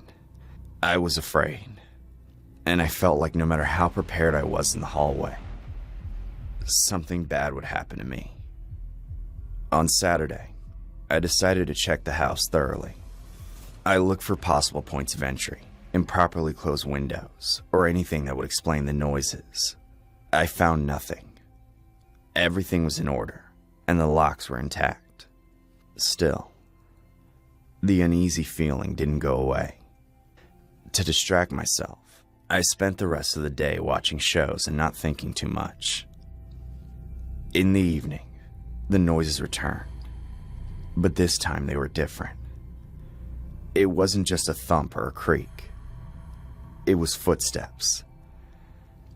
Slowly, they moved from the living room to the dining room and then up the stairs. I grabbed the aluminum bat and opened the door to my room. I couldn't let fear get the better of me. Someone had broken into my house, and they were surely taking advantage of my fear. I went down the stairs carefully, shining the flashlight down the hallway. When I reached the second floor, everything was silent. I checked every nook and cranny, but there was no sign of anything or anyone. Then I noticed something that wasn't there before. On the living room window, there was a mark. 5 parallel lines drawn on the glass, as if someone had made them with fingernails. I didn't stay to investigate it much. I quickly went upstairs, locked the door, and blocked out the night with the noise of the television. I slept very little. But the next morning brought something stranger. On the kitchen floor, I found wet footprints. They were small, as if they belonged to a child, and led from the back door into the hallway. Sunday was a heavier day. I decided to install security cameras in the house. I bought a couple from a nearby store and placed them in the living room, along with the dining room and the hallway leading to the bedrooms. At night, I sat in front of the monitor, hoping to capture something that would explain what was happening. After 2 o'clock in the morning, I saw something on the cameras. In the dining room, just at the edge of the viewing box, something moved. It was a shadow, or rather a barely distinguishable figure. It had a humanoid shape, but it moved irregularly as if each movement was forced. I left my room quickly, bat in hand and cell phone in the other. I cautiously went downstairs, but there was no one there. The house was completely silent, except for a sound coming from the kitchen. A low, choppy breathing. I approached the threshold, holding the bat tightly. I turned on the light, but no one was there. However, the back door was open, which was impossible because I always locked it. Something or someone had been inside the house. The cameras began to emit alerts again. First one, then another, until they all indicated movement in different parts of the house. I looked at the monitor with my heart pounding in my chest. In the living room, one of the figures was completely motionless in front of the camera, as if he knew he was being watched. In the dining room, 2 other smaller figures were moving slowly, pausing in front of the furniture. As soon as I understood what was happening and prepared to run, something invisible grabbed my arm and threw me against the wall. I felt the impact on my side and the bat slip from my hands. Before I could react, a force picked me up again and threw me to the other end of the room. My body slammed into a shelf, which collapsed. Leave me alone! Then they appeared. Not one, but 3 of those beings surrounding me. They were the shadows. I could see them. One of them came close enough to lift me off the floor. It picked me up as if I were a rag doll and threw me against the wall once again. The blow knocked the wind out of me, and the pain spread throughout my body. Before I could sit up, another being grabbed my legs and dragged me across the floor. My back hit the floor as I was carried towards the dining room. I tried to kick, to struggle, but their strength was enormous. I was violently dropped onto the table, which cracked under my weight. The others joined in, lifting me and throwing me against the furniture again and again. My head was spinning. The blows kept coming, as if they were having fun with me, playing games. In a second's pause, I saw the 3 beings stop, looking down at me from above, almost expectantly. Bleeding and sore, I took advantage of that brief instant. With what little strength I had left, I staggered to my feet and ran to the nearest window. Without a second thought, I jumped out. From there, I looked back. The beings were in the window frame, standing still, watching me. They made no attempt to follow me. At that moment, I understood. They didn't want to catch me. All that time, they were just playing with me. Crawling and in pain, I called the police from my car. But when they arrived, they found nothing. The cameras had been destroyed, and there was no sign of the intruders. They didn't believe me, and I didn't blame them. That same night, I decided to stay in a motel. I spent the whole night crying, and when I finally fell asleep, I dreamed about the house again. In my dream, I was outside the house looking at it. From inside the house, the shadows were still standing. In the dream, I was walking, hypnotized to the house. And suddenly, the dream ended. When I woke up, I was in the courtyard of the house, where my dream had ended. That same day, I went back to my parents' house. I asked them to hide my car keys and to lock the doors at night. I sold the house a few months later, at a ridiculously low price. I didn't tell the new owners anything that had happened. I needed it out of my life. I still dream about the house at night. But this time, I don't try to go inside. In my dreams, I'm outside the house, watching the people I sold it to screaming from inside, crying. I always wake up drenched in sweat. And there are days when I want to call that family just to see if they're okay. After a few minutes of consideration, I always decide not to. What were you afraid of when you were kids? My fears were not unlike those of any ordinary child. Dark monsters, ghosts, and all things we don't understand and think will hurt us. I have to say that these fears were taken away from me at an early age to be replaced by something much more sinister. That day that changed my fear, I was visited by the most tetric, cruel, and real being that can exist. The human being. I will tell you about that night. I was only 12 years old, too young to be able to defend myself, but too old to need a babysitter. I was going to be alone for a short time since my parents had gone to buy a few things from the supermarket. I was in my room, playing with my toys on the floor. Suddenly, I heard a strange noise coming from the living room. I stood up annoyed. I honestly thought it was my parents. Surely they had forgotten something. I was grounded that day, so I wasn't supposed to play with my toys, and now I was sure to be discovered. I started to put away all my toys as fast as I could, hoping to hide everything in time. But if they had come back to check that I hadn't done anything, they would surely discover me. Time went by and my parents didn't come into my room, which seemed very strange to me. They always came into my room as soon as they arrived, since they had recently decided that I no longer needed a babysitter. But they were still a little paranoid. As time went by, I kept hearing footsteps, and at that moment, I realized one thing. It was only one person walking. I quickly looked out my bedroom window and noticed something that gave me goosebumps. My parents' car was gone. My parents hadn't come home yet. I looked through the half-open door of my room and saw a dark figure moving. That person wasn't either of my parents. It was something else. I stood still, trying to understand what I was seeing. The figure was moving slowly through the living room. He was not wearing a mask or anything to hide his face.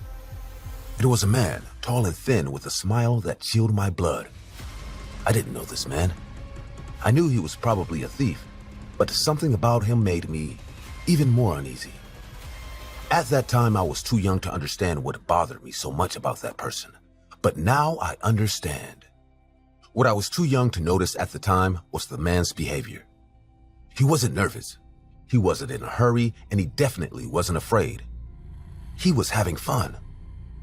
To make it even worse, at that time, I also didn't realize that the man wasn't really stealing anything. He wasn't inspecting the drawers, he didn't have a bag or a backpack, and he didn't intend to run away as soon as he saw someone. The man was not looking for something. He was looking for someone. As I told you, at that moment, I was too young to make the right decisions in the face of something like that. I was paralyzed. My hands were sweating, and I felt a strong stitch in my chest that did not let me breathe. At that moment, I should have hidden, ran, screamed for help. Whatever I could have done was better than what I did. Faced with that strange figure wandering around my house, I just stood there, staring at him as if I was totally exposed. The man saw me, and his smile widened. I ran back to my room, closed the door, and hid under my bed. I heard his footsteps approaching, slow but sure. The door to my room opened slowly. I tried to hold my breath, but my heart was pounding so hard, I was sure it could be heard throughout the house. Once the man entered my room, I became much more nervous and almost gave a little scream. I was surprised that the man had entered my room as if my unlocked door had put up any kind of impediment for him to do so. Once he entered the room, I could watch from under my bed as the door slowly closed. He didn't need to close it that slowly, but he was doing so that I heard the door creak and became even more desperate. A few seconds after the door closed, the light went out as well. The light was still coming through my bedroom window, so he went over to close it. We were both in absolute darkness. I could no longer see anything, and I was sure he couldn't either, which I considered an advantage. Now that I am an adult, I realized that this was part of his game. He enjoyed both of us not seeing anything. He had the situation under control, because even if I escaped through the door, he would hear me do it and jump at me before I got away. In the best case scenario, I could run a few meters down the hallway and he would catch me there. This really was a no-win situation. From one second to the next, I felt a weight on top of my bed. At first, I thought the man had laid down, but I quickly realized that the weight was concentrated on just one part of the bed. The man was standing on top of it. My panic at that moment was overshadowed by my difficulty breathing. The bed was somewhat old, and when he climbed on top, I was crushed to the floor. I couldn't resist my urge to cry, so I cried softly. I thought he didn't hear me, but today I realized that with the silence, it was impossible not to. He knew perfectly well where I was. Suddenly, the bed became lighter and I could breathe. I was relieved. I began to breathe deeper and relax. Almost for a second, I forgot about the psychopath in my room. But that relief didn't last long. At that instant, laughter was sounding from under the bed with me. The man was lying on the floor next to me. I froze, and without holding back, I began to cry. Next to me, the man pretended to be crying, mocking me.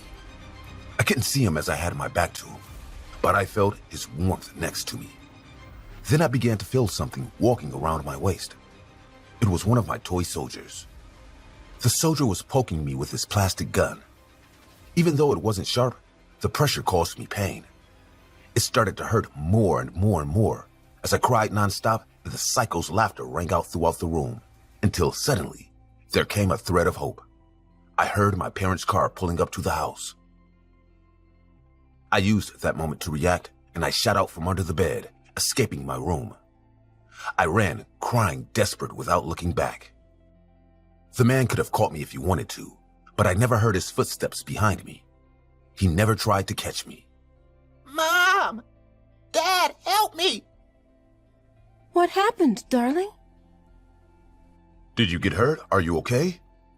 A man! There's a horrible and big man in the house. He's in my bedroom. They quickly went to my room, but there was no one there. Just a dark room and an open window.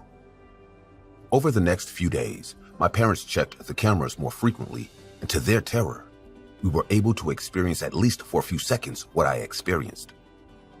A few days after the incident, the man approached the camera, staring at it and smiling, as if provoking them, as if to say that whenever he wants, he can come back and take me away. We moved a few months later.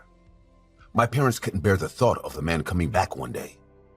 Do you know what helped them make the final decision? A few days after it all happened, a note appeared under my window. The note was addressed to me and said that if my parents hadn't come home that day, he would still be playing with me.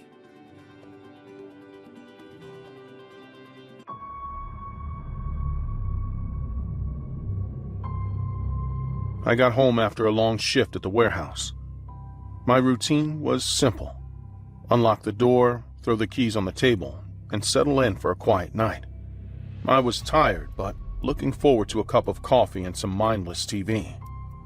Nothing in my day hinted at what was coming next. The apartment is modest, a small space with a living room, a one-bedroom, and a cramped kitchen. I lived here for a few years, and every creak and sound was familiar to me. I trusted the lock I'd installed, and I rarely worried about interruptions in a quiet neighborhood like mine. Life was predictable. I dropped my bag by the sofa and headed to the kitchen. I heated up some leftovers in the microwave. The hum of the appliance and the clink of cutlery were all part of an ordinary evening. I sat down to eat, expecting nothing more than a calm night. After dinner, I turned on the TV and relaxed in the living room. I didn't think twice about the few minutes of solitude I'd earned. My mind was already on tomorrow's work, and I had no idea that the next few hours would shatter that normalcy. An hour into my evening, I noticed that the back door, which I always double-checked before leaving, was slightly ajar.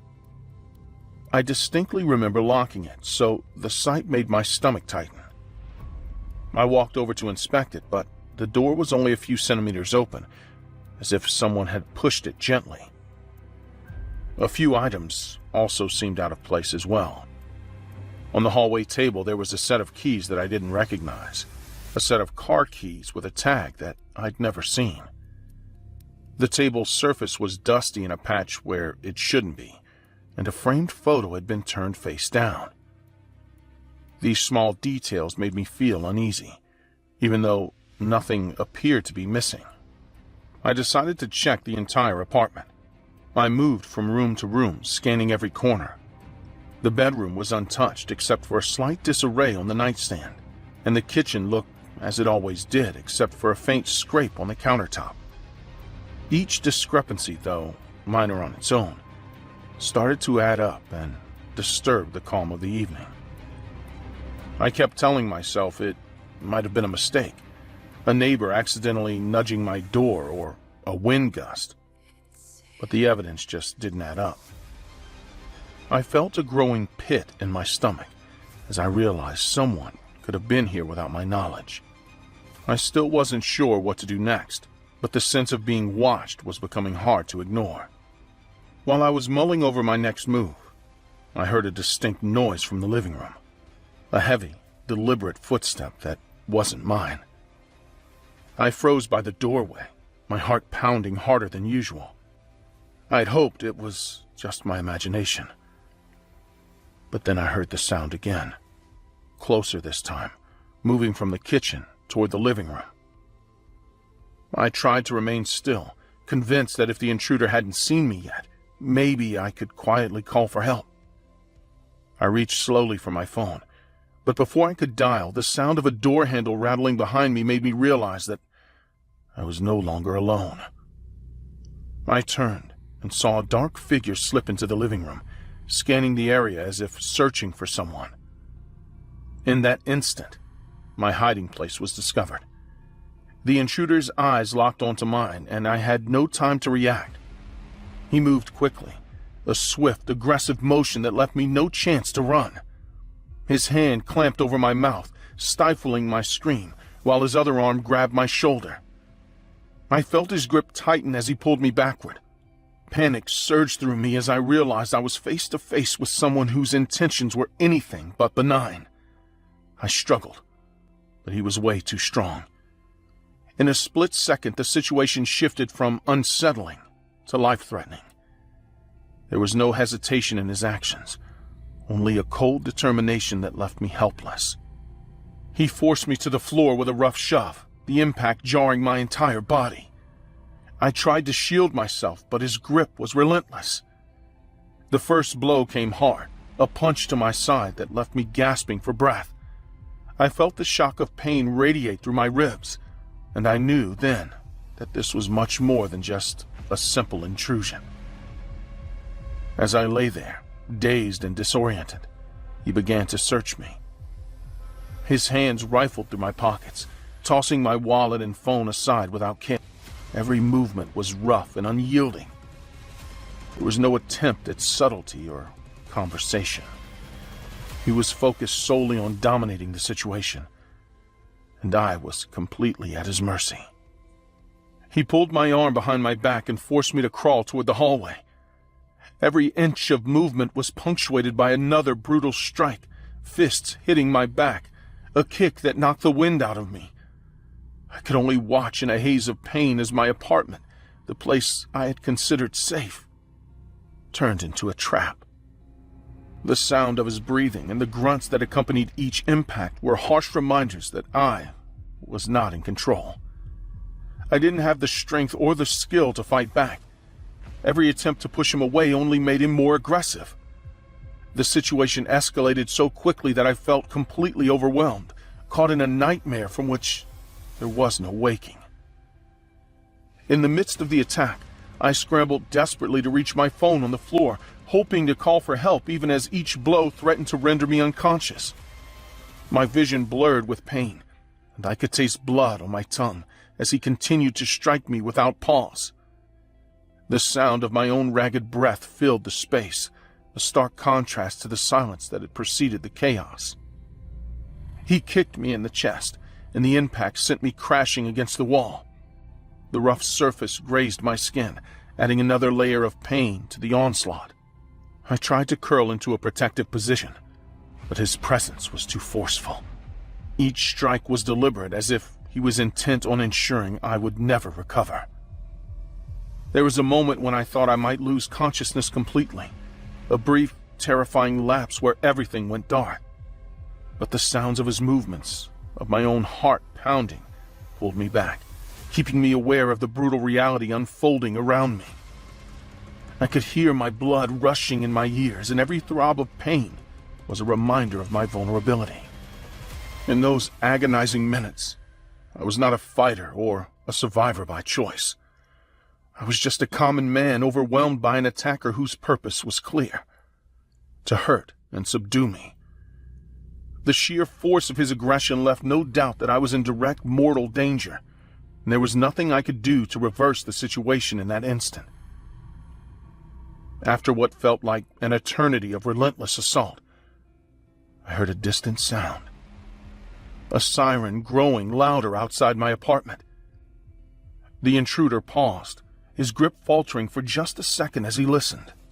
I could see his eyes narrow, the focus shifting momentarily from my vulnerable form to the approaching noise that promised intervention. In that brief window, he cursed under his breath and pulled me roughly to my feet. Instead of finishing what he had started, he dragged me toward the front door as if deciding that the risk of being caught was too high.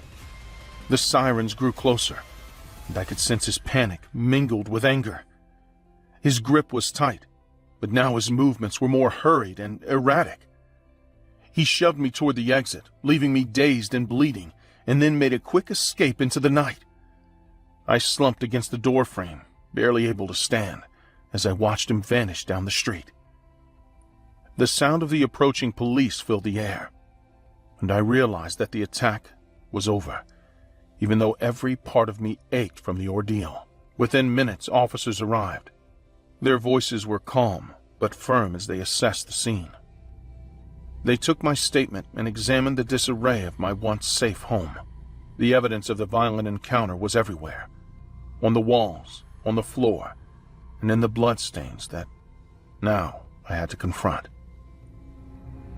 The relief of their arrival was tempered by the raw pain and terror I had endured. In the days that followed that night, I spent long hours in a hospital bed, the scars of the attack a constant reminder of my vulnerability. I had to learn to live with the physical pain, but the emotional impact was even more lasting. Every sound, every unexpected movement triggered memories of the brutal assault that left me defenseless. I have since installed a comprehensive security system and changed every lock in my apartment. The measures do little to erase the fear that lingers, but they serve as a reminder that nothing is truly safe. I now live with a heightened awareness and a reluctance to trust the ordinary routines that once brought comfort. I share this story not for sympathy, but as a stark reminder that danger can strike without warning. I was just a regular guy going about an ordinary life, until one night my world turned upside down. The attack was raw and unrelenting, a lesson in how quickly a familiar place can become hostile. Now, as I piece together the fragments of my shattered sense of security, I understand that real life can be as unpredictable and terrifying as any tale. The scars, both seen and unseen, are a constant testament to that night, a night that will forever remind me that safety is never guaranteed.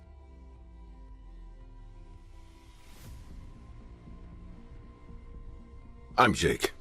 I was 10 years old when this happened, and I still can't sleep without locking every door and window twice. That night, my parents had gone to a dinner party for my dad's job. They said I was old enough to stay home alone, just for a few hours. We had practiced what to do in case of emergencies. I had their numbers, knew not to open the door for anyone, and had food in the fridge. Simple. The house was quiet. Too quiet. I played video games for a while, then switched to TV. Every sound felt louder than usual. The fridge humming, the clock ticking, even the occasional creak of the wooden floor. I wasn't scared. I wasn't a little kid anymore. I had no idea that night would be the worst of my life. It started with the doorbell. It was past 9 p.m. I froze, my fingers gripping the remote. The rule was simple. Don't open the door for anyone. Ding dong. I crept to the window and peeked through the blinds. A man stood on the porch. He was tall, wearing a dirty brown jacket and a baseball cap. He held a plastic bag in his hand. When he noticed me, he smiled. His teeth were yellow. "Hey, kid, I got some candy for you. Come on, open up." I didn't move. My heart was pounding. He wasn't a delivery guy. He wasn't a neighbor. I shook my head and backed away. "Don't be shy, kid. It's free." I ran to the kitchen and grabbed the cordless phone. I started dialing my mom's number, but before I could press call, he was hitting the door now. I locked the front door earlier, but was that enough?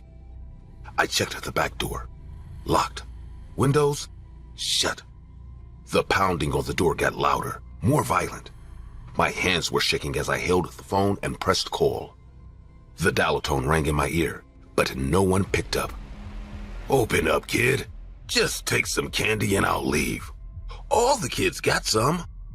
The man's voice was calm, almost friendly, but the way he hit the door told a different story. I pressed myself against the wall, trying to make myself small, trying to disappear. Silence. I held my breath. Maybe he had left. Maybe. The doorknob rattled. My stomach clenched as I bolted up the stairs, taking two at a time. My parents' room had a lock. If I could just make it there. The sound of wood splintering behind me sent a chill through my body. He was inside. I reached my parents' room and locked the door, pressing my ear against it. Heavy footsteps echoed through the hallway. He was in my house.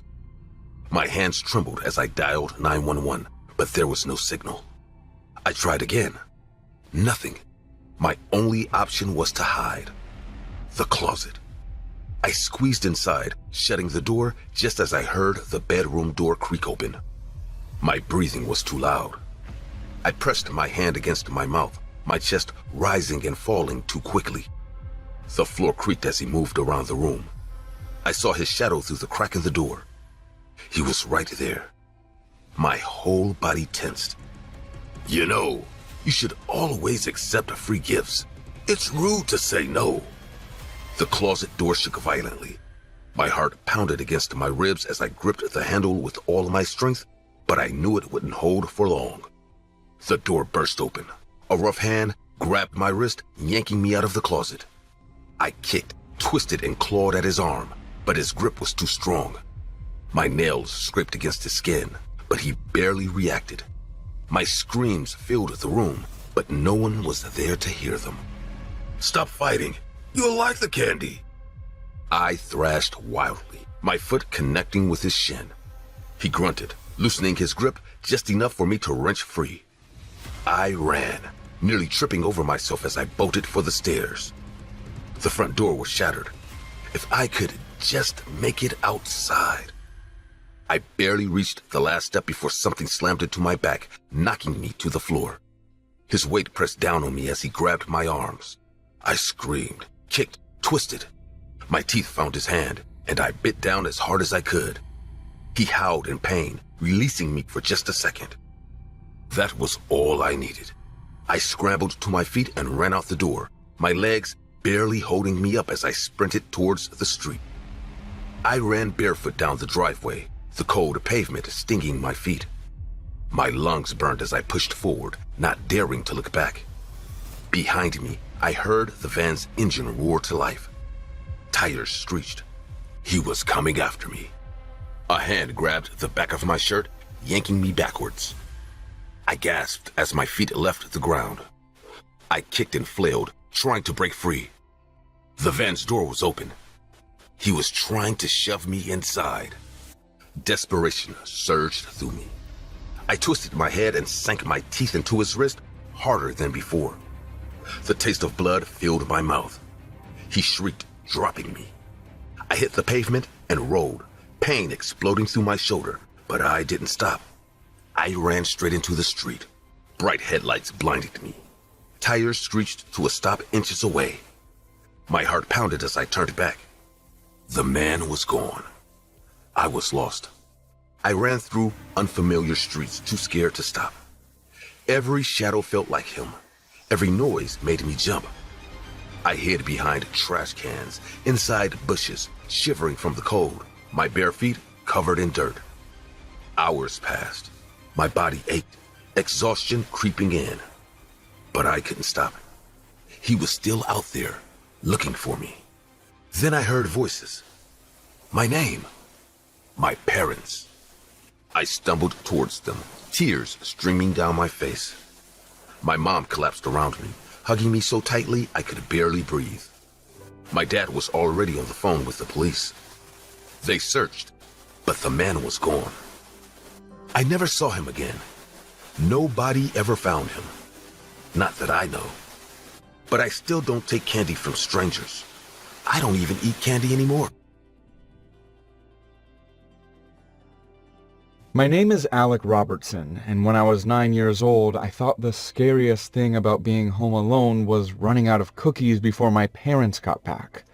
That was all before the night that changed everything I thought I knew about my family, our house in Maine, and my dad.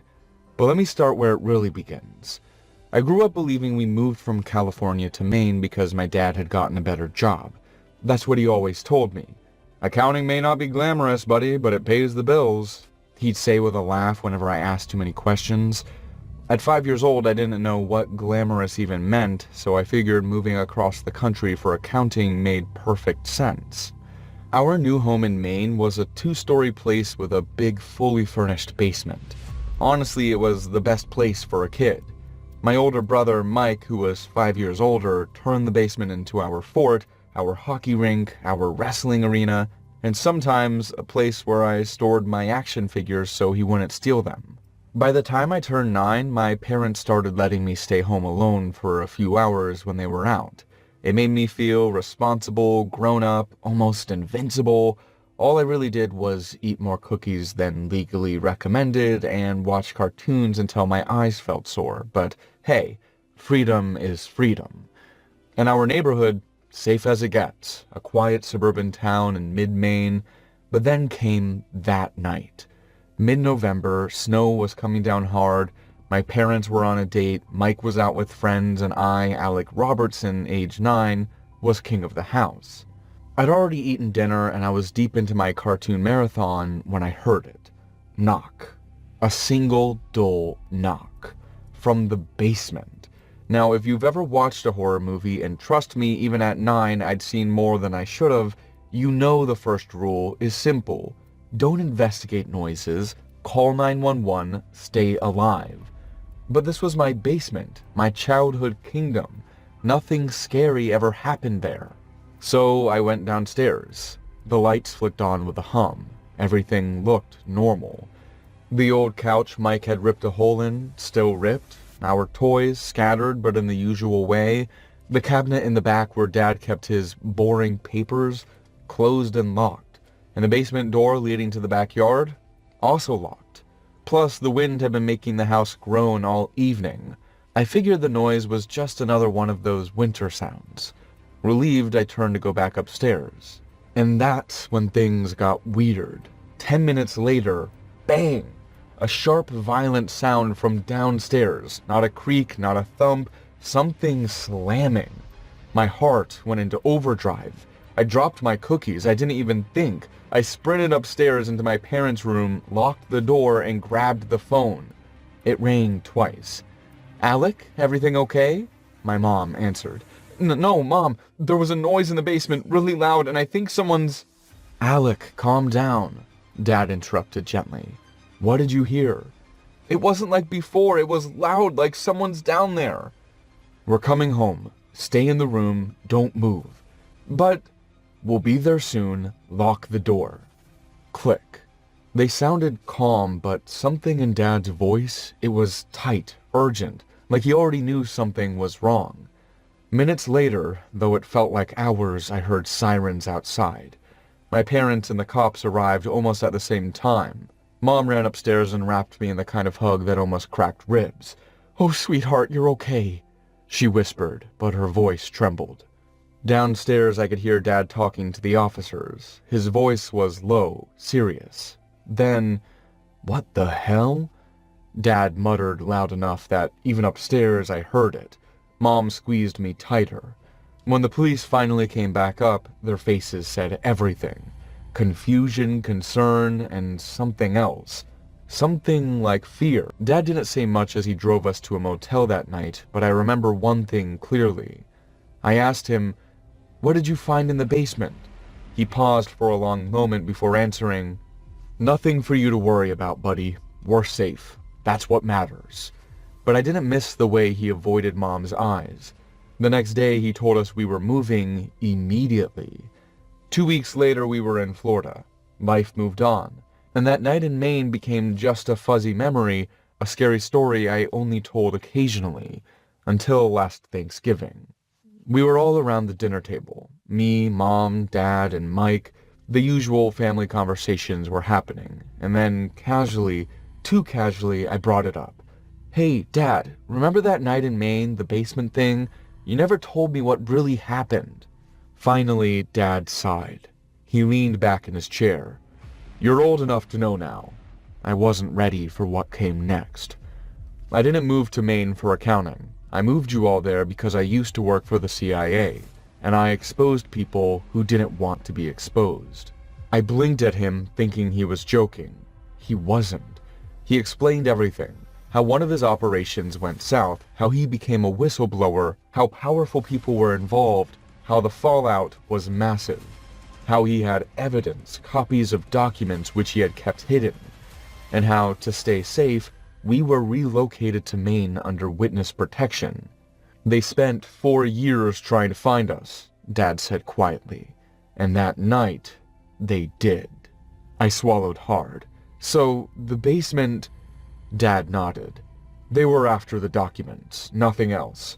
When they left, they took what they came for, and we were moved again to keep you kids safe."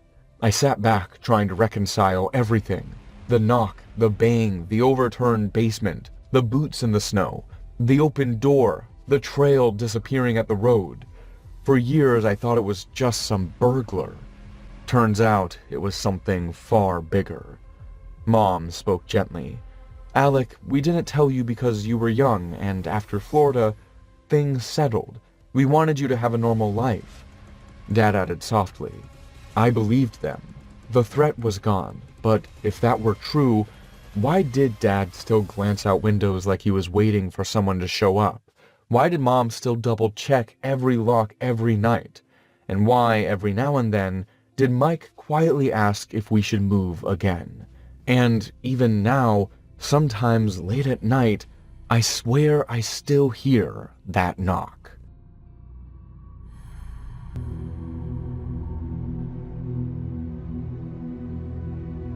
Hi, I'm Melissa, and I'm going to tell you about 2 horrifying incidents that happened to me when I was home alone one night.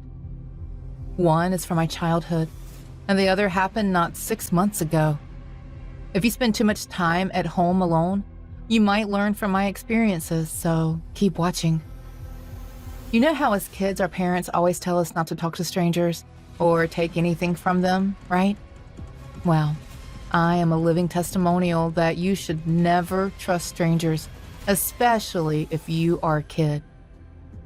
Back when I was around 12 or 13, I used to live in a remote town with my parents, We had a big house there with lots of rooms, but other than me and my parents, no one lived in it.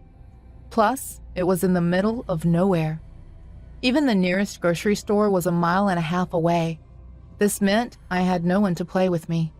None of my friends could visit me unless their parents drove them to my house and vice versa. It used to get pretty lonely at times, so just like any preteen, I decided to find friends online. I knew it was not advisable to talk to strangers online or offline, but I was desperate and bored.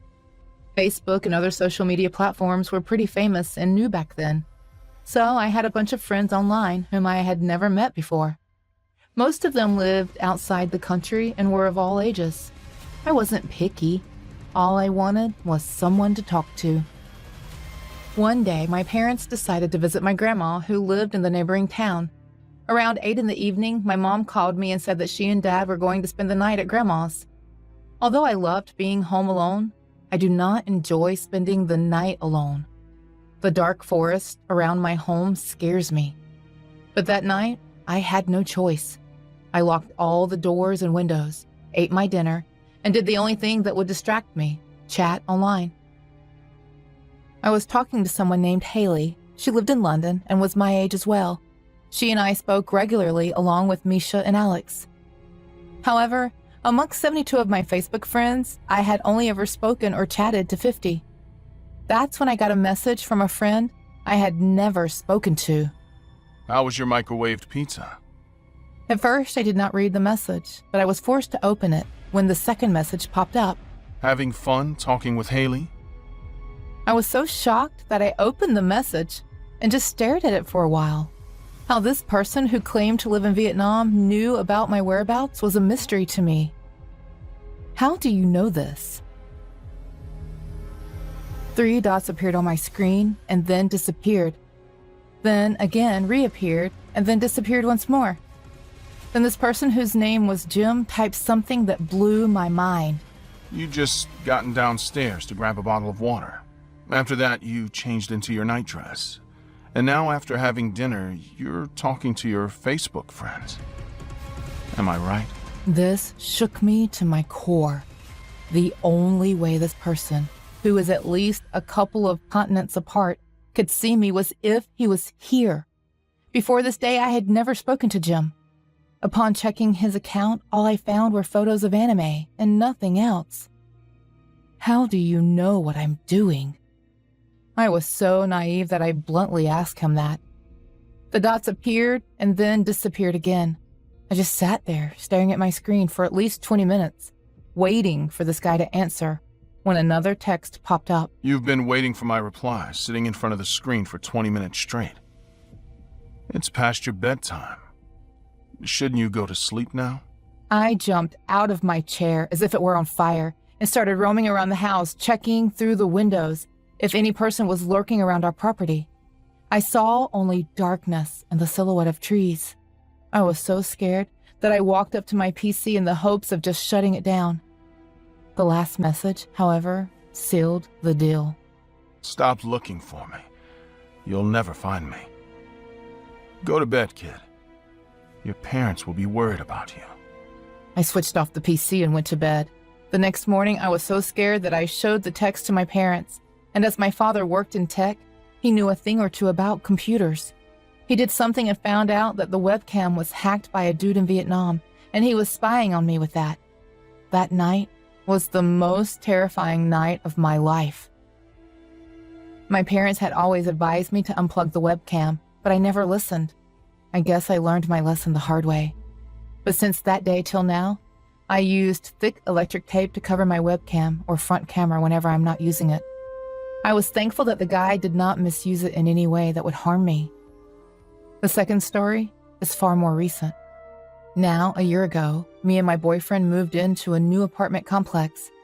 The apartment we are renting is big and cozy, perfect for my home office. My boyfriend works the afternoon shift. This means he goes to work around 1 p.m. and returns around 10 or 11 at night. Most of the time, I am either asleep or working by then, so he uses his set of keys to open the apartment.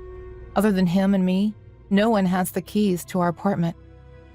One evening, around 9, as I was cooking our dinner, I heard the front door wiggle. A huge smile spread on my face as I thought my boyfriend, Zaid, had returned, but when I looked at the clock, it was only 9. He was having to deal with a new project that week, so he was coming home late, which meant whoever it was wasn't Zaid. Plus, if it were him, he would have been inside the home by now. The door now kept wiggling, and for a couple of minutes, I just stared at it. Someone was trying to get into our apartment. Someone was breaking into it. I panicked and hid behind a table and kept peeking out at the door while calling 911. The operator told me to stay put and grab something for self-defense. I picked up a glass vase placed on the table and kept looking at the doorknob, which was still wiggling. I was so scared that I was practically sweating with terror. My food was burning on the stove, but I did not care. All I wanted was for the cops to get here. A minute later, a sharp metal blade-like thing was shoved between the door and the frame of the door, and now the robber was trying to cut the metal lock. After witnessing that, I got up, ran into the bathroom attached to our master bedroom, locked the door, and hid in the tub, sobbing. I was always a little terrified of staying home after the webcam incident, so I decided to call Zaid and told him everything while tears ran down my eyes. A few minutes later, I heard knocks on my front door. The cops were here and asking me to open the door. With Zaid on the line and a vase in one of my hands, I opened the door. 3 cops were standing in the hallway, and 2 of them were handcuffing a shady-looking old man. The cop who had knocked on my door told me not to worry. The person who was trying to break into my home was the previous tenant, who wanted to retrieve some stuff that he had left behind. I handed over some old furniture and clothes to the owner, which we had found in the apartment. They must have belonged to this old man. We knew that the previous tenant was evicted as he did not pay the rent on time, but we had no clue it was this old man. By the time the cops left with the man, Zaid got home. I cried when I saw him again, as relief flooded my body. The cops told Zaid that the man's name was Matthew, and that he was a drunk delusional who had no clue what he was doing most of the time. He did not try to break into our house intentionally to scare me, but to just get his stuff back. Nevertheless, he was arrested, and we applied for a restraining order. Have you ever experienced anything similar when you were home alone at night?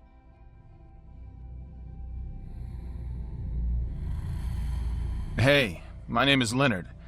I currently hold a very important position in the information security sector at a place I can't mention, but I can tell you it's pretty big and important.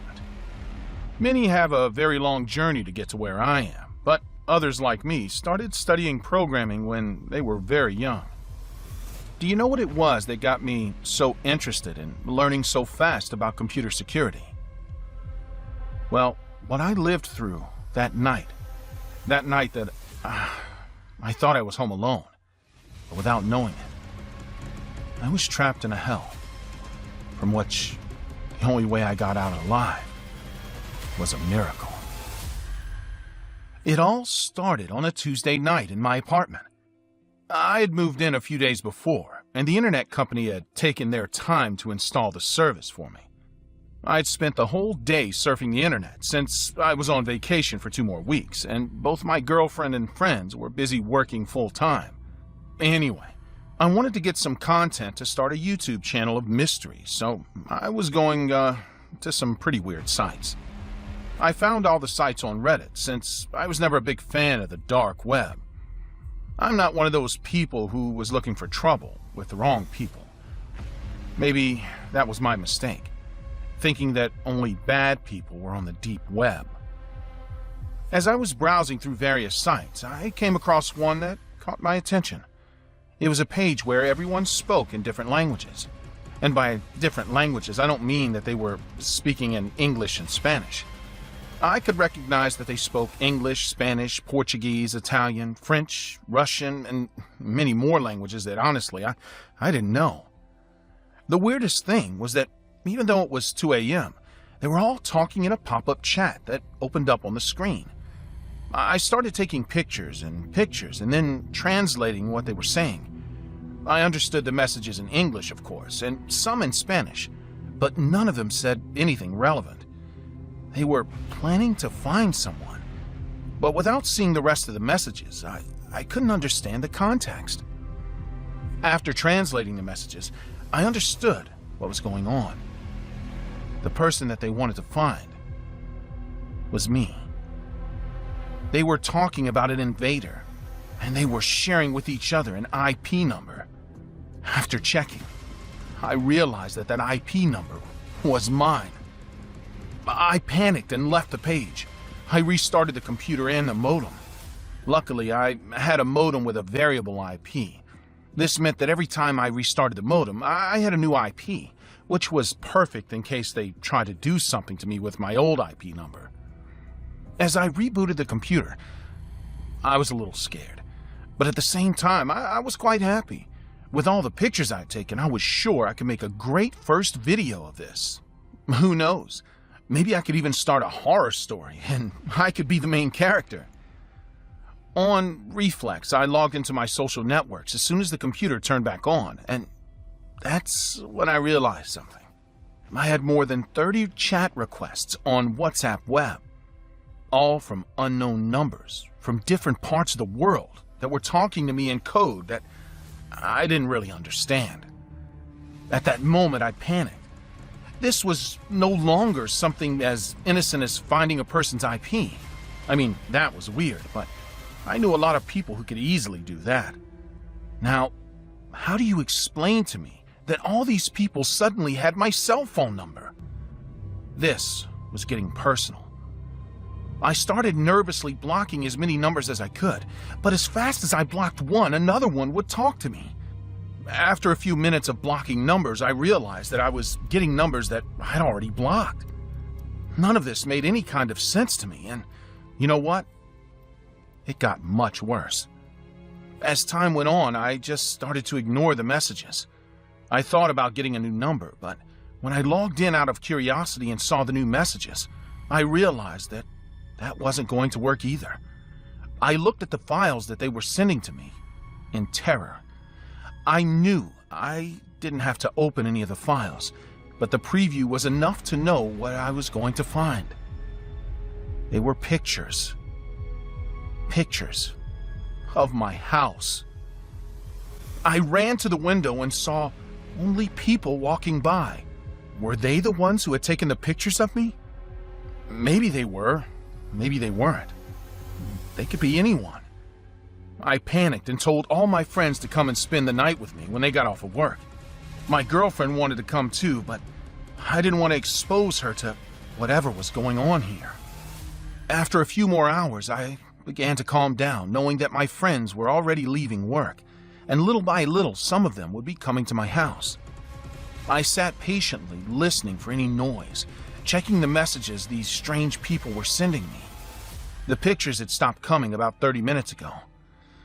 I wondered if they'd calmed down, or did they know I was waiting for them? My thoughts were interrupted by a noise at the front door. Someone was knocking. I quickly checked my WhatsApp, and none of my friends had said that they were here. I didn't know who was knocking at the door, but it wasn't my friends. I approached the door with a huge knife I had taken from the kitchen. Hello? Who is it? There was no answer, and after a few seconds, there was another knock on the door. Leave now! There are people coming, and I'll call the police. You don't want to be here when they arrive. Stop harassing me or you'll be arrested. I grabbed my cell phone and quickly called the police. The phone rang for only a few seconds and they answered, but the person who answered wasn't a police officer. Meet the eye. Follow the eye. Find your past and your future. The eye is watching. I cut the phone in terror and ran to the kitchen door. I had to get out of there, even if it was just through the back door. I ran as fast as I could, but just as I was about to open the door, someone opened it for me. I recoiled in terror as 4 men in black robes and white masks came through the door. All the masks were different, but terrifying in equal measure. Who are you? What are you doing here? What do you want? Suddenly, I stopped hearing banging on the front door. Someone put a key in and just opened it. I panicked at the thought of these people, that they could come in whenever they wanted. They were just knocking on the door to scare me. After the front door opened, 5 other people came in and locked me in. I was totally cornered by almost 10 people in black robes with masks on their faces.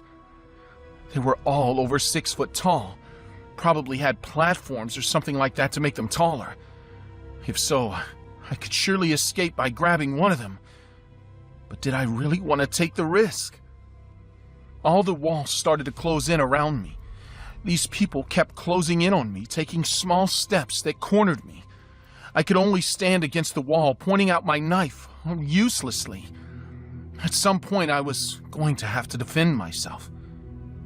But I didn't know how. I was afraid that everything would be much worse if I did. When the people finished locking me in, I could see how they took something out of their pockets. The worst was about to begin. I tried to resist as much as I could, but there were so many of them, and I was so scared that I couldn't move. All these people took syringes out of their pockets and stuck them all over my body. All these syringes had liquid in them that I didn't know what it was. I resisted as much as I could. I was able to throw some of the syringes away, but they were too much. My body felt weak from one moment to the next, as if I was falling asleep. I saw more people with syringes entering the room, sticking them into me without any resistance. After that, nothing was the same. I woke up the next day and the first thing I did was vomit. My body felt terrible. I had horrible feelings that I'd never had before in my life. I checked my cell phone and in confusion, I realized that none of my friends had messaged me. But the strange thing was that I hadn't messaged them either. I checked the WhatsApp web on my computer and realized that the page said WhatsApp web without the second P in WhatsApp. That chat was fake. I never really warned my friends to come. I went to the hospital immediately and they found nothing out of the ordinary. But since then, my body feels terrible. Sometimes I see people spying on me and walking near my house, smiling at me. Since that day, I never feel alone. I have the feeling that they're always there, spying on me. I started to study computer security, thinking that I'd be able to find these people and know if they were still watching me, but it doesn't make sense. My body is getting weaker, and I'm starting to get weirder and weirder illnesses that make me weaker and weirder. I spent the last few days alone, separated from my girlfriend, fighting with my friends, waiting for whatever happens to me to happen. I don't think I'll ever learn anything from these people. I don't think I have much time to do it either. Maybe, just maybe, this is just another way to spend my time before the bitter end. I used to think being alone meant freedom. No parents telling you what to do. No rules about staying up late or eating junk food in front of the TV. That night, I learned that being home alone meant something entirely different. It meant being vulnerable in ways I'd never imagined, trapped in a place that was supposed to keep me safe, but instead became a cage I couldn't escape from. It was October, and the Wisconsin cold had already started creeping in through the windows. My parents had gone to bed early, exhausted from work, and I was in my room doing homework when I heard the first sound. It wasn't loud, just a soft thud against the front door, like someone had bumped into it accidentally. I paused, listening. When nothing else happened, I went back to my assignment. Then I heard it again, louder this time, followed by the sound of wood splintering and my mom's voice calling out in confusion and fear. I froze. My pencil slipped from my hand and clattered onto the desk, but I barely noticed because my heart was pounding so hard I could hear it in my ears. I wanted to move, to run to my parents' room or lock my door or do something, but my body wouldn't cooperate. I just sat there, paralyzed, listening to the sounds downstairs, the heavy footsteps, the muffled voices, and then the silence that followed, a silence so complete it felt like the house itself had stopped breathing. When my door opened, I saw him for the first time. He was tall, wearing dark clothes and a mask that covered most of his face, and he didn't say anything at first. He just stood there staring at me with eyes that were cold and empty. I remember thinking, this isn't real. This can't be happening. But then he stepped forward and grabbed my arm. His grip was so tight it hurt, and I knew with absolute certainty that it was real. He told me not to scream, not to fight, that if I did what he said, everything would be okay. But I knew he was lying because I'd already heard the shots downstairs. The sounds that meant my parents weren't coming to save me. He dragged me out of my room, down the stairs, past the living room where I tried not to look at what I knew was there. The front door was hanging off its hinges, and the cold air hit my face as he pulled me outside and shoved me into the trunk of his car. The last thing I saw before he slammed it shut was my house, the lights still on in the windows, the place where I'd lived my entire life now looking like a crime scene from a movie. Then everything went dark, and all I could hear was the engine starting and the sound of gravel crunching under the tires as he drove away. I don't know how long I was in that trunk. It felt like hours, my body cramped and aching, my mind racing with thoughts I couldn't control. I thought about my parents, about whether they were still alive, about whether anyone would notice I was gone. I thought about all the things I'd never get to do. Never graduate high school, never go to college, never grow up and have a life of my own. And I thought about him, the man driving the car, wondering what he wanted from me and how far he was willing to go. When the car finally stopped, he opened the trunk and pulled me out. We were in the woods, surrounded by trees so thick I couldn't see the road anymore. There was a cabin, small and run down with boarded-up windows and a door that creaked when he pushed it open. He shoved me inside and told me this was my new home, that I'd better get used to it because I wasn't leaving anytime soon. The cabin smelled like mold and old wood, and there was nothing inside except a bare mattress on the floor and a bucket in the corner. He locked the door behind him when he left, and I heard his footsteps fading away, leaving me alone in the dark. The days blurred together after that. He came and went, sometimes bringing food, sometimes just checking to make sure I was still there. He told me his name was Jake, that he'd been watching me for months, that he'd chosen me specifically because I was perfect. I didn't understand what that meant, and I didn't want to. I just wanted to go home, to see my parents again, to wake up and realize this was all a nightmare. But it wasn't a nightmare. It was real, and every day that passed made it harder to believe that I'd ever escape. I tried to keep track of time by counting the days, scratching marks into the wall with my fingernail, but eventually I lost count. Weeks turned into months, and I started to forget what my old life was like. I forgot the sound of my mom's voice, the way my dad used to laugh at stupid jokes, the feeling of being safe and normal and free. All I knew was the cabin, the cold, the fear that never went away no matter how hard I tried to push it down. But I didn't give up. I couldn't. There was something inside me, some small stubborn part that refused to accept that this was how my story would end. So I watched him, studied his routines, waited for the moment that he'd make a mistake. And one day, 88 days after he'd taken me, that moment came.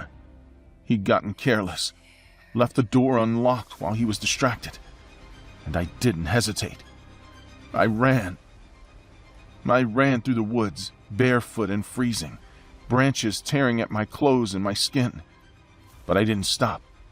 I ran until I saw a house, a woman walking her dog, and I stumbled toward her, gasping and crying, begging her to help me.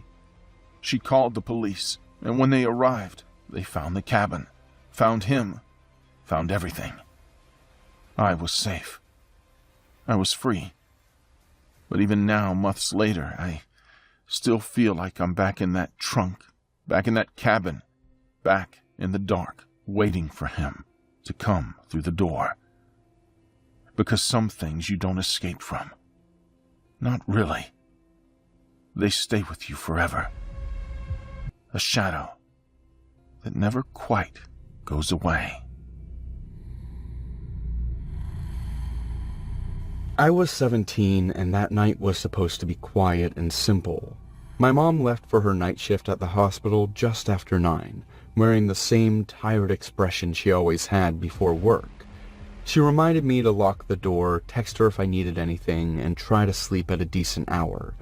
I nodded and watched her car disappear down the street. My brother wasn't home either. He had gone to spend the weekend with his girlfriend, which meant I had the entire place to myself. I had been looking forward to that. I liked the idea of being alone without anyone watching what I did. I locked the front door and checked the windows, and I turned on the TV, grabbed snacks, and decided it would be a movie night. But I kept the kitchen light on because I didn't like seeing it completely dark when I walked past it. Eventually, I went to my bedroom with my laptop and phone. I closed the door and locked it without thinking too much about it. I sat on my bed chatting with friends, laughing quietly so the neighbors wouldn't hear. Around midnight, my friends started logging off one by one. I stayed awake, scrolling through videos and rewatching scenes from a movie I barely paid attention to. My phone battery was low, and I told myself I would sleep soon, but I didn't rush it.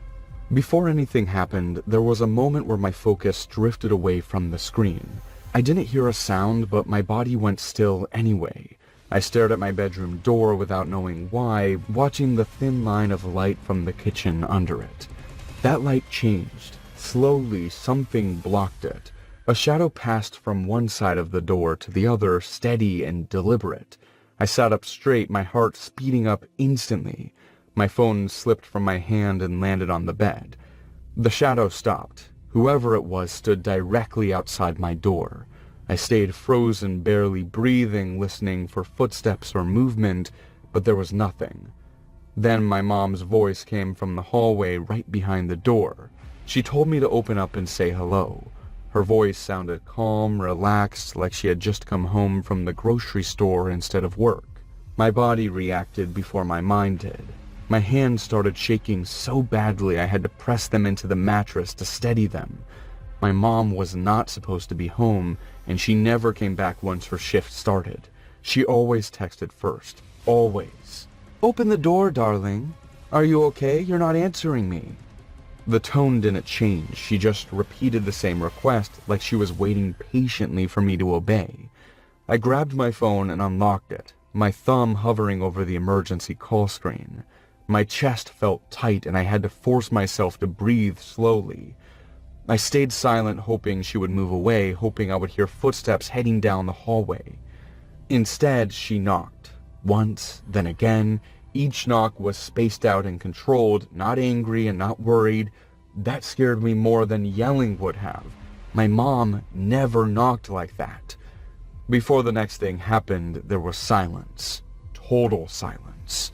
No knocking, no breathing, no movement. I waited, counting seconds in my head, hoping to hear her walk away. I leaned forward and whispered her name, barely making a sound. There was no response. I whispered it again, louder this time, my voice shaking. Her voice came back suddenly, louder and sharper. She asked what was wrong with me and why I was acting weird. The calm tone was gone, replaced by irritation that felt forced and unnatural. Then she started screaming. She shouted my name over and over, slamming her hand against the door hard enough to rattle the frame. The sound made me flinch and curl in on myself, covering my ears as tears filled my eyes. Just as suddenly, it stopped. The screaming cut off, leaving the house completely silent again. I sat there shaking, my thoughts racing and crashing into each other. Every instinct told me not to open the door, but another part of me needed to see what was there. I needed proof that this was real. Before I could change my mind, I unlocked the door and pulled it open. The hallway was completely dark.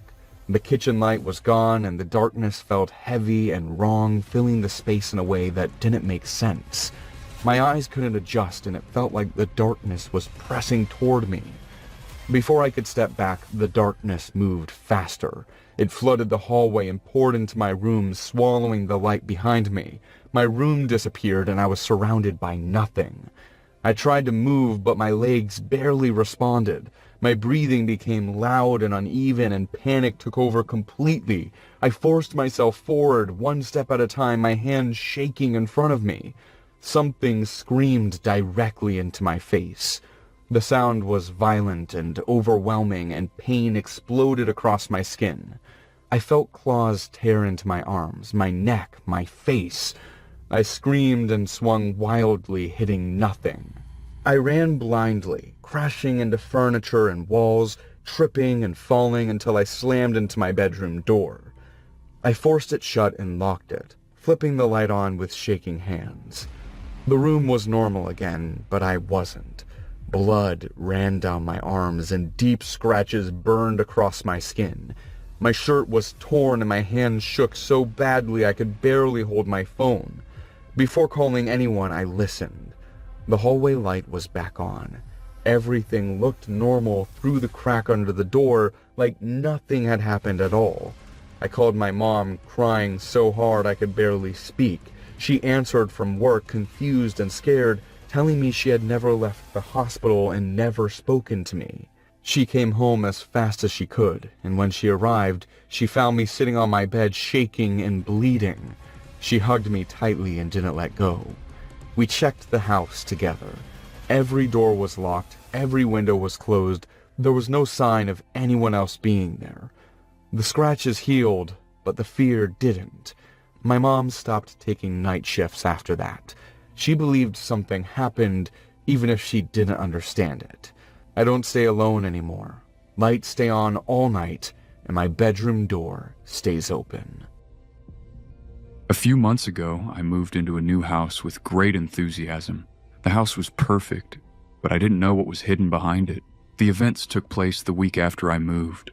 One morning, I had filled the mug halfway before I left for work, and when I came back, the level of coffee was lower, and the mug had been moved to the other side of the counter. I stood in the kitchen looking at it while trying to remember if I had done that myself. Most evenings I followed the same routine after work because it helped the new place feel like home. That was why the coffee mug bothered me more than it should have. 2 days later, another small detail forced me to think about the problem again. When I returned from work that evening, the bathroom light was turned on, even though I clearly remembered switching it off before leaving that morning. I stood in the hallway staring at the open bathroom door while trying to replay my routine step by step in my mind. I walked into the bathroom and looked around carefully, expecting to find something that explained why the light had been left on. The sink was dry, the mirror was clean, and nothing appeared to be missing from the cabinet or the shelves. The room looked exactly the way I had left it. After turning the light off, I checked the rest of the apartment slowly. The kitchen looked normal. The living room looked normal, and the door lock showed no signs of damage. Even though everything looked fine, the apartment no longer felt completely empty. 3 nights later, something happened that I could not ignore anymore. I had fallen asleep after midnight, and the apartment had been completely quiet when I turned off the lights and went to the bedroom. At some point during the night, a dull sound woke me up, and I opened my eyes while trying to understand where it had come from. Instead of getting out of bed immediately, I stayed still and listened carefully because the noise had clearly come from somewhere inside the apartment. A few seconds later, I heard another small sound that seemed to come from the kitchen counter. It was not loud enough to sound like something falling, but it was strong enough that I knew it had not come from outside the building. Before leaving the bedroom, I took a moment to listen again because the idea that someone might be inside the apartment had already crossed my mind. The silence that followed made the situation even more uncomfortable. I stepped into the hallway slowly and walked toward the kitchen while watching the doorway carefully. The room was dimly lit by streetlights outside, and at first nothing looked unusual, until I noticed that one of the cabinets had been left open. I clearly remembered closing it earlier that night because I had washed dishes before going to bed. Seeing the cabinet door hanging open made my chest tighten as I walked closer to the counter. The next thing I noticed was the kitchen window above the sink, which was partially open and letting cold air move through the room. The latch was completely unlocked, and the paper towels on the counter were shifting slightly in the breeze. I closed the window and locked it, while trying to convince myself that I must have forgotten to secure it earlier. After that, I searched every room in the apartment, but I did not find anyone hiding inside. During the next few days, I began paying attention to every small detail inside the apartment. Each morning before leaving for work, I checked the windows, the locks, and the position of certain objects in the kitchen and living room. One evening I returned home and noticed my laptop sitting slightly open on the table, even though I always closed it completely before leaving. When I lifted the lid, the screen turned on, and the browser was open on a page that I did not remember visiting earlier that day. Before touching anything else, I stood there staring at the screen while the same thought returned to my mind. Someone had been inside the apartment again, and this time, that person had been close enough to use my computer. That night I checked the door lock several times before going to bed because the situation had stopped feeling like a coincidence. The apartment was silent when I turned off the lights, but the memory of the open laptop stayed in my mind while I tried to sleep. Sometime after 2 a.m, another noise woke me up, and this time the sound came from near the front door. Instead of rushing into the hallway, I stayed still and listened carefully while my mind tried to understand what I had heard. The noise sounded like metal touching metal, similar to the soft click a key makes when someone slowly turns it inside a lock. The next morning, I decided that I needed proof of what was happening inside the apartment. Instead of going to work immediately, I called my supervisor and explained that I would arrive late because of a personal issue. After making that call, I left the apartment like usual, locked the door behind me, and walked toward the subway station. When I reached the corner of the street, I stopped and waited for several minutes while watching the building from a distance. Eventually, I turned around and walked back to the entrance. The hallway was quiet when I reached my floor, but when I stood in front of my door, I paused and listened carefully before unlocking it. At first, there was silence inside, which made me question whether my suspicion had been wrong. Just as I began to feel foolish for coming back, I heard a chair scrape slowly across the kitchen floor. That sound removed every doubt I had. Someone was clearly inside my apartment while I was supposed to be at work. I unlocked the door carefully and pushed it open. Instead of chaos or signs of a break-in, I found a woman standing at the kitchen counter pouring hot water into a mug. She turned around immediately when she heard the door open, and the shock on her face made it clear that she had not expected me to return. For several seconds, neither of us moved. The woman held the mug in her hands while looking at me with an expression that mixed embarrassment and fear. I stepped into the kitchen and asked who she was, trying to keep my voice steady. She explained that she used to live in the apartment before moving out several months earlier. When I demanded to know how she had entered, she admitted that she still had copies of the keys that she had never returned to the landlord. She said that sometimes she came back during the day because she missed the place and liked sitting near the window where she used to drink coffee.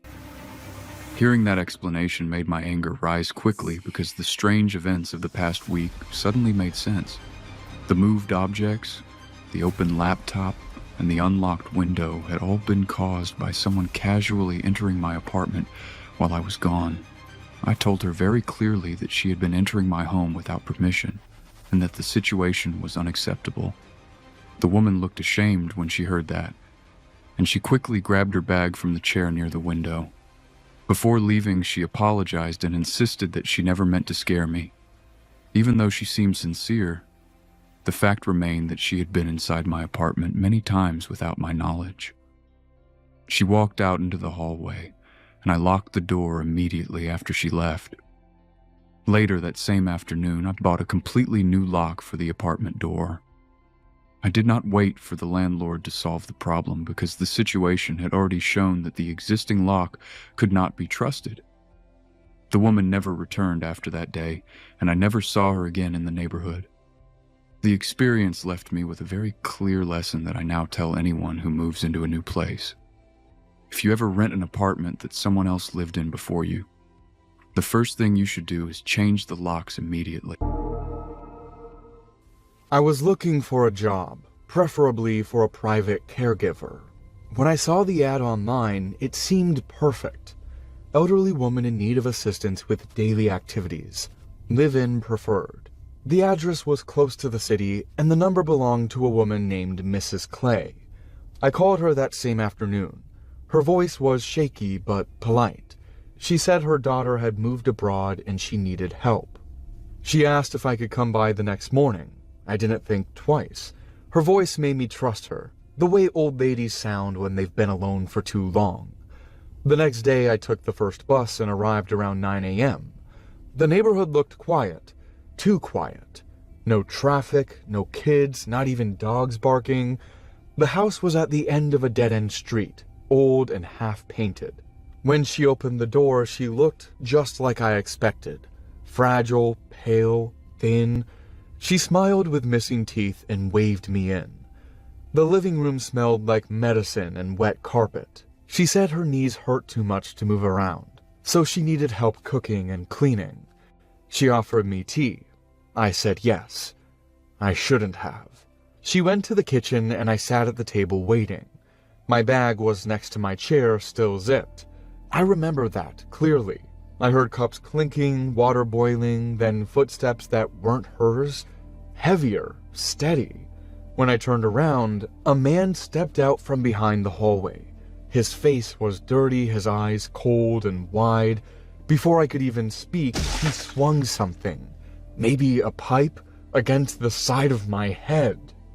I fell. Everything went black for a second.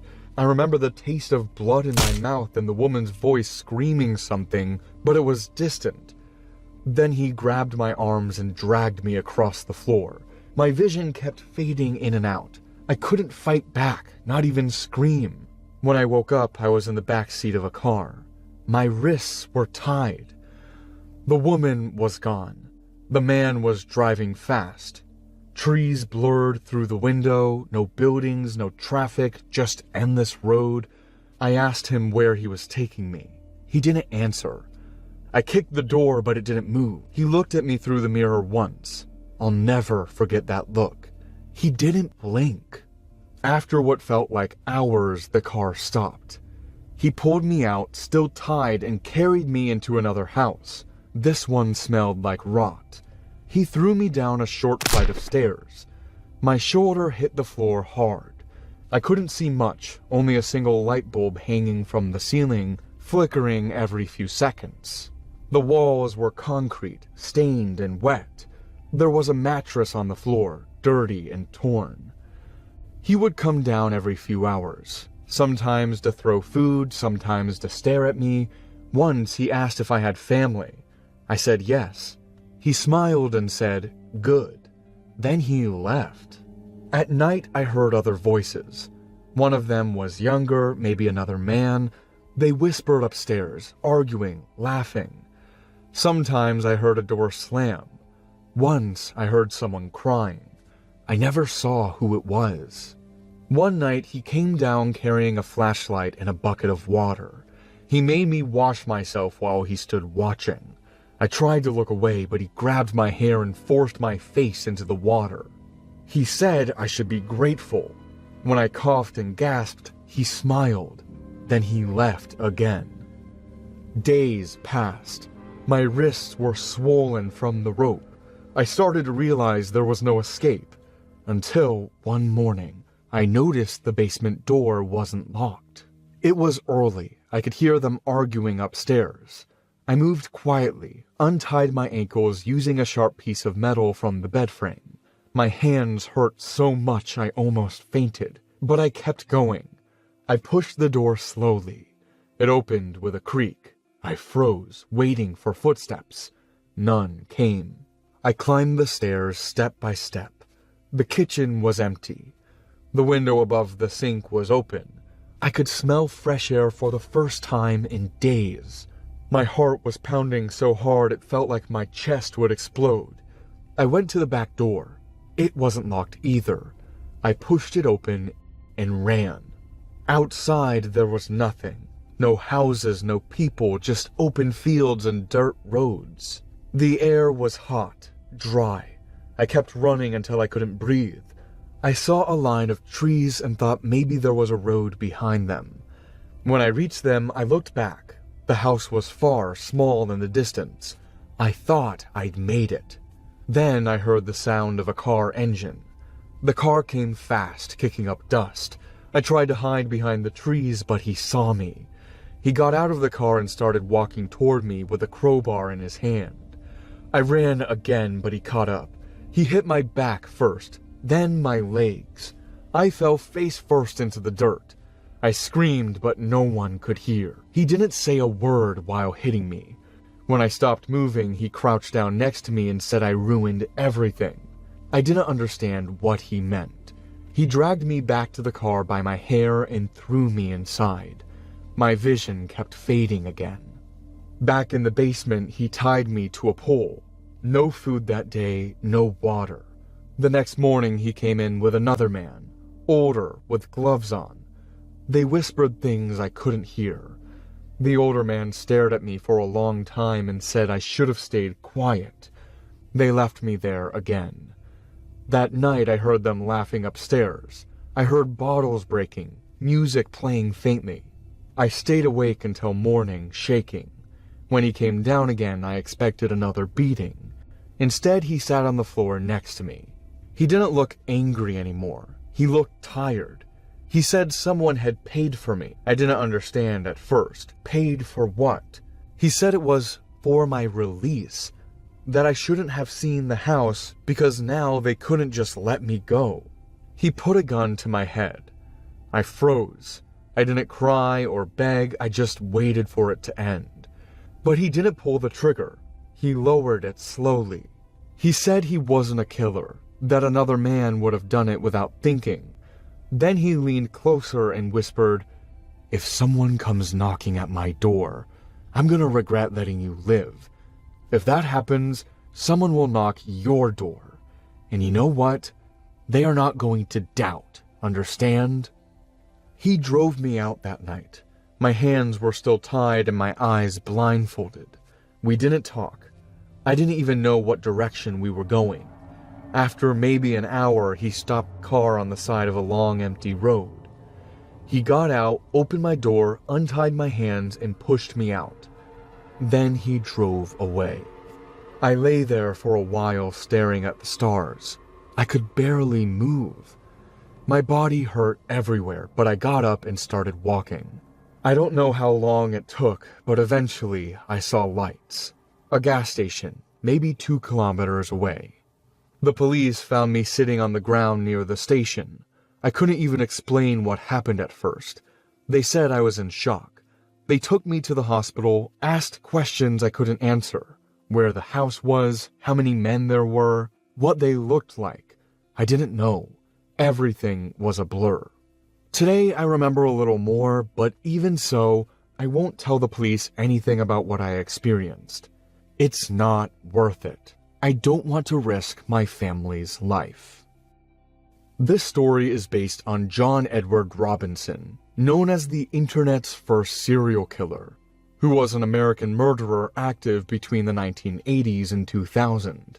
He lured victims using fake job offers, personal ads, and online chat rooms, often promising work or companionship. Once he gained their trust, he manipulated, exploited, and ultimately killed them. Police discovered several of his victims' bodies stored in barrels on his property. Robinson was arrested in 2000 and later sentenced to death for multiple murders, marking one of the earliest known cases of using the internet to commit serial crimes. I started this job 3 months ago. Night driving. Simple stuff. I pick up clients, drive them to wherever they say, and don't ask questions. That's the rule. No questions, no problems. That's what the guy who hired me told me. The pay was good enough to make me ignore how vague it all sounded. I didn't sign anything. They just told me where to go and when. Always at night. Always in black cars that weren't mine. The passengers were strange. Always men in suits. Never women, never kids. No one ever spoke. They just got in, gave me an address, and stared out the window or at their phones like I didn't exist. I tried small talk a couple of times, but they'd look at me like I'd broken some sacred rule, so I stopped. I learned to drive in silence. Still, every night felt off. The way they acted, it wasn't normal. Their faces were too blank, their voices too calm when they gave the addresses. And sometimes when the car stopped at red lights, I'd feel eyes on me. I'd look up through the mirror and one of them would be staring directly at me. No emotion at all, just staring. It made my stomach twist every time. But I needed the money. Rent was late, bills were piling up, and this was the only job that didn't care about my record. So I kept driving, pretending not to notice how wrong everything felt. They called me just after midnight for a pickup outside an office building downtown. When I got there, 2 men in suits were standing on the curb. Between them was a man sitting in a wheelchair, his head tilted slightly to one side, dark glasses covering his eyes even though it was pitch black outside. One of the men waved me over like I was a cab. They opened the back door and lifted the man out of the chair. His body hung limp between them like he was drunk or asleep. They sat him in the back seat, adjusted his coat, and shut the door without saying a word to me. Then one of them leaned in and said, low and sharp, "Drive to 77 Willow Street." No stops. There was something off about the way he said it. His tone wasn't a request. It was a warning. I nodded and started the engine. The 2 men stayed on the sidewalk, watching until the car turned the corner. I kept my eyes forward, hands tight on the wheel. The first thing I noticed about the man in the back was his smell. It hit me halfway down the block. Cheap perfume. The kind that burns your nose. Strong enough to make me roll the window down a crack. I glanced in the mirror. He was sitting straight, facing forward, his hands on his knees, still, not breathing heavily, not moving at all, just sitting there. The route was long. 30 minutes through quiet streets with barely any traffic. Every minute stretched. The man in the back didn't move once. I tried to convince myself he was asleep, but there was no rhythm to his breathing. No sound at all, just that perfume, like the inside of a cheap funeral home. At one point, I cleared my throat and said something. Sorry about the traffic. It's usually lighter this time of night. Nothing. Not a word. I looked again in the mirror, hoping for even the smallest reaction. His head hadn't moved, but under the dark glasses, could have sworn he was looking straight into the reflection. Felt it. Like the second I looked away, he'd blink or smile or something worse. The longer I drove, the more I started to shake. My fingers slipped on the steering wheel from sweat. I thought about pulling over, just for a second, to breathe.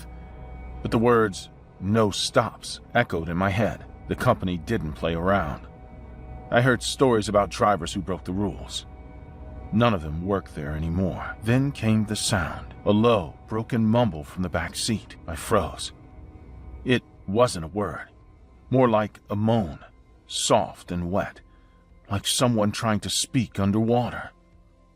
I looked in the mirror again, and for the first time he moved. His jaw shifted slightly, trembling. I slowed down just enough to glance over my shoulder. He was shaking. His hands twitched on his knees, fingers jerking like he was fighting to move. His lips parted, drool sliding down his chin. I gripped the wheel tighter and forced myself to keep driving. My heartbeat drowned out the sound of the tires. I couldn't take it anymore. The sounds were getting louder, whispers maybe, words I couldn't make out. I leaned forward, pretending to adjust the radio, but my eyes went to the mirror again. His head turned. Just a little, enough for me to see his mouth move. It wasn't random mumbling now. It was like he was trying to form sentences, but his tongue wasn't working right. His teeth clicked together. His head twitched forward, slow at first, then faster, until his chin almost hit his chest. He was convulsing, softly, like something was crawling under his skin. My stomach flipped. I wanted to stop the car. I wanted to open the door and run. But that voice from my boss, no stops, stuck in my head like a nail. My job was to drive. That's it. Then he made a sound I'll never forget. A laugh, or maybe it was a cough. Sharp, dry, and too human to ignore. I pressed harder on the gas. The faster I went, the louder he got.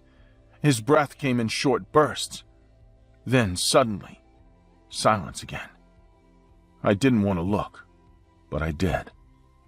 His head was up now, perfectly straight. His glasses reflected the dashboard lights, but behind the reflection, I could see movement. His eyes. They weren't looking forward anymore. They were aimed directly at me. I started crying without realizing it. Quietly, trying not to make a sound, I couldn't tell what was worse, the silence or the breathing behind me. Every second felt like it stretched longer than the last. When I finally saw the street sign for Willow, I almost screamed in relief. The address was at the end of a cul-de-sac. No lights, no houses, just a big metal gate and 2 black cars parked outside.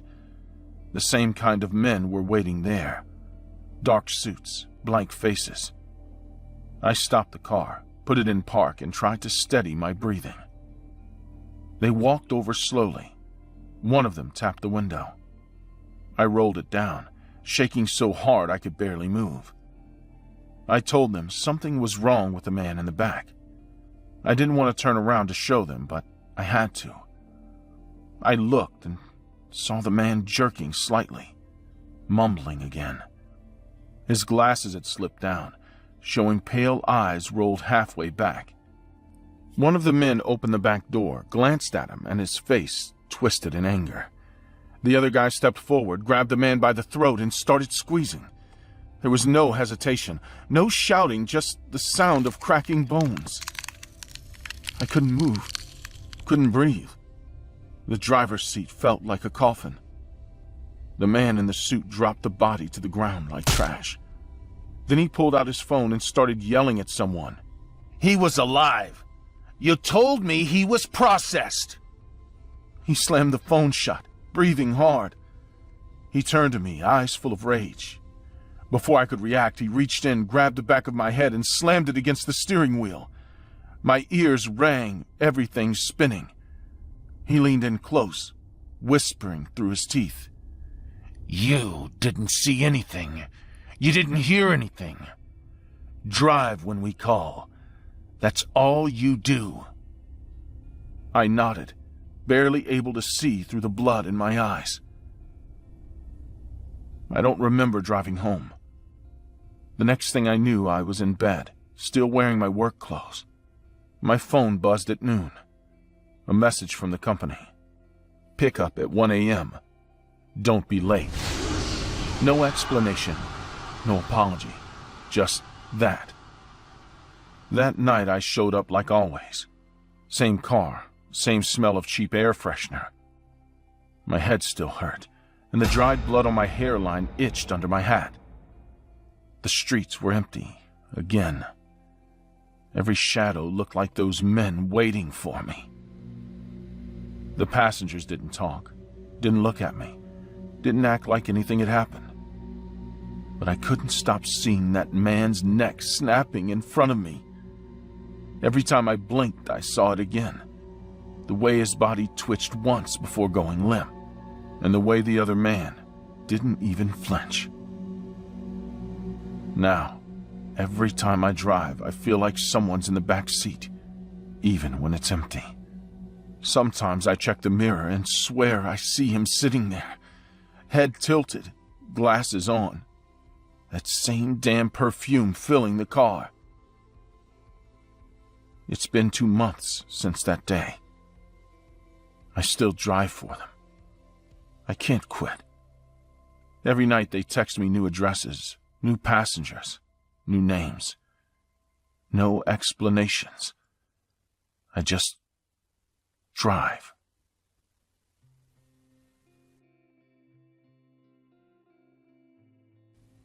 It was my first night working as a security guard. I didn't even want the guy, needed the money.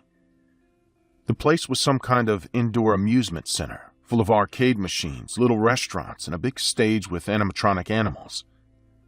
The company was reopening after years of being closed. They called it Funland. It didn't look like much fun to me. My shift started at midnight. The manager, a short guy with oily hair, gave me the usual tour. Restrooms, exits, security room, break room. Everything smelled like dust and plastic. When he left, I locked the door behind him and sat down in front of the monitors.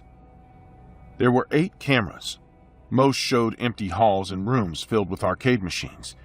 Nothing seemed out of place. I checked my phone. No signal. Figures. The walls were thick concrete. They gave me a landline to use in case of emergencies. It looked like it hadn't been touched in years. For the first 2 hours, nothing happened. I drank half a bottle of warm soda and started feeling dizzy from boredom. My eyes drifted between the screens. Then, somewhere in the corner of one camera, I thought I saw movement. But I figured it was probably just the monitor flickering. Around 2:30 a.m., I leaned back in my chair, yawning.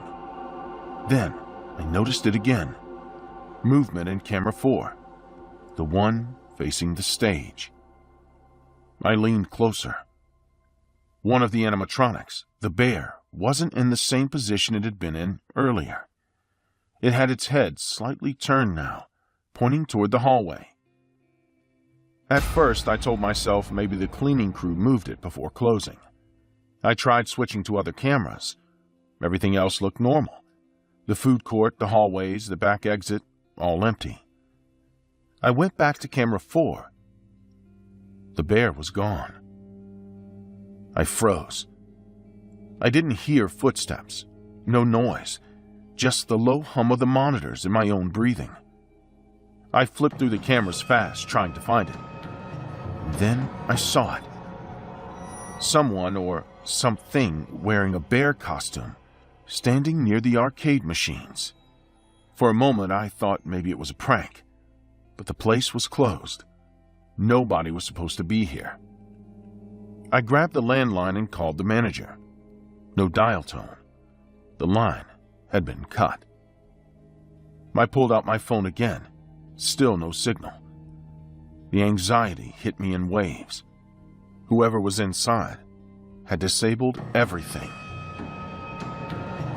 I got up from the chair and locked the security room door. My hands were shaking. The room had no windows, just a wooden door and a bank of monitors. I checked the camera again. There were more of them now. 3 figures. One dressed as a fox, another as a bird, and the bear again. They were walking through the hallways like they knew exactly where to go. I tried to calm myself. Maybe it was just a group of vandals in costumes. Maybe I was overreacting.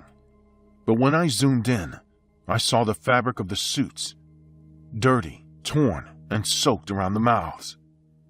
They weren't new costumes. I switched cameras to follow their movement. One of them stopped and stared directly into a camera, its head tilted slowly like it was listening. The others spread out. One was heading toward my section. I stood completely still. My heartbeat felt like hammer blows in my chest. I turned off the monitor lights and waited in the dark. Then came a faint noise from the hallway. Soft footsteps. Then a dragging sound. Something brushed against the door. They started banging on the wooden door, at first softly, then harder. Each hit made the hinges shake. I grabbed a piece of metal pipe that was leaning against the wall, the only thing between me and them. was that door. Then, the pounding stopped. Silence. I waited, listening. Then I heard muffled laughter. It wasn't robotic, it was human. When I turned the monitors back on, I saw one of them standing right outside the security room, holding something long and shiny. A crowbar. The others were walking around the building, turning off lights as they moved. They knew the layout. They were hunting me. I looked for another exit. There was a ventilation shaft near the corner, but it was too small to crawl through. I could only stay hidden and hope they got bored. I watched one camera as the fox-headed figure knelt and looked straight into it again. It waved. Then, the screen went black. The next minutes felt endless. I sat on the floor, gripping the pipe, breathing quietly. Then the lights in the room flickered. The power didn't go out completely, just enough to make the room pulse in darkness. I heard something outside, like metal scraping against the floor. The first hit came hard. The door bent inward with a loud crack. Another hit, then another. I screamed for them to stop, but they didn't. When the door finally burst open, I backed into a corner. 3 figures walked in, breathing heavily inside the suits. One of them spoke, voice muffled. Dude, is he holding a weapon? The other one laughed. You're not supposed to fight back, man. You're the guard. Haven't you played Five Nights at Freddy's? I stared at them, confused. My brain couldn't process what they were saying. I shouted that I didn't know what they were talking about, to leave me alone and to get out. They started laughing harder. One of them pulled off his mask. A teenage boy, maybe 17. His face was red and sweaty. The moment they lowered their guard, I swung the pipe and hit the fox mask guy in the side of the head. He fell, screaming. I didn't wait. I shoved the other 2 and ran. I sprinted through the hallway, slipping on something sticky. My shoulder hit the wall. I kept running, hearing footsteps behind me, the heavy stomps of the suits. They caught me near the exit doors. One tackled me from behind, and I crashed to the floor. My vision blurred. I felt kicks landing on my ribs, on my arms, on my back. I turned and grabbed one of their legs, pulling him down. He hit the ground hard. I found a loose tile near me and smashed it against his head. He stopped moving. The others froze. They didn't go for me. They crouched beside their friend, shaking him, panicking. I crawled away, every breath stabbing my chest. They didn't chase me this time. I got to my feet and ran out into the parking lot. I didn't stop until I reached the main road, waving down a passing car. The driver took one look at me covered in blood, breathing like I was dying, and called the police.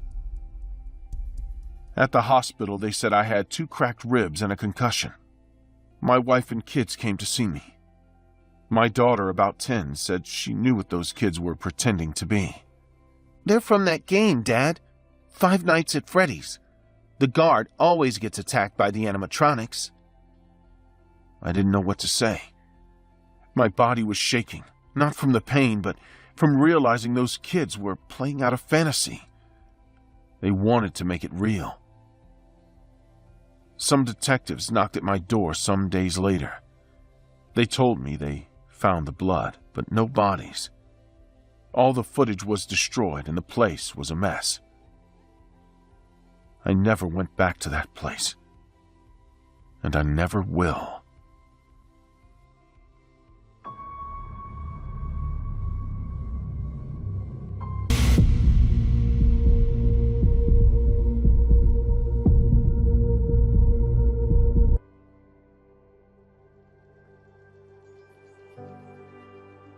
My dog's GPS collar started sending strange data, such as a location outside the house, even though he hadn't moved.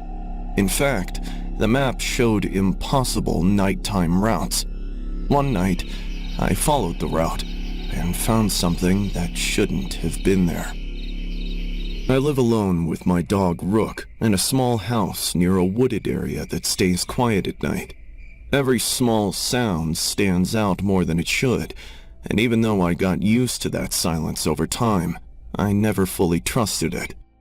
Rook helped with that, since he reacts faster than I do, and usually notices things before I even realize something is off. I put a GPS collar on him a while ago, because the area has long, empty stretches, and losing him out there would mean I might never find him again.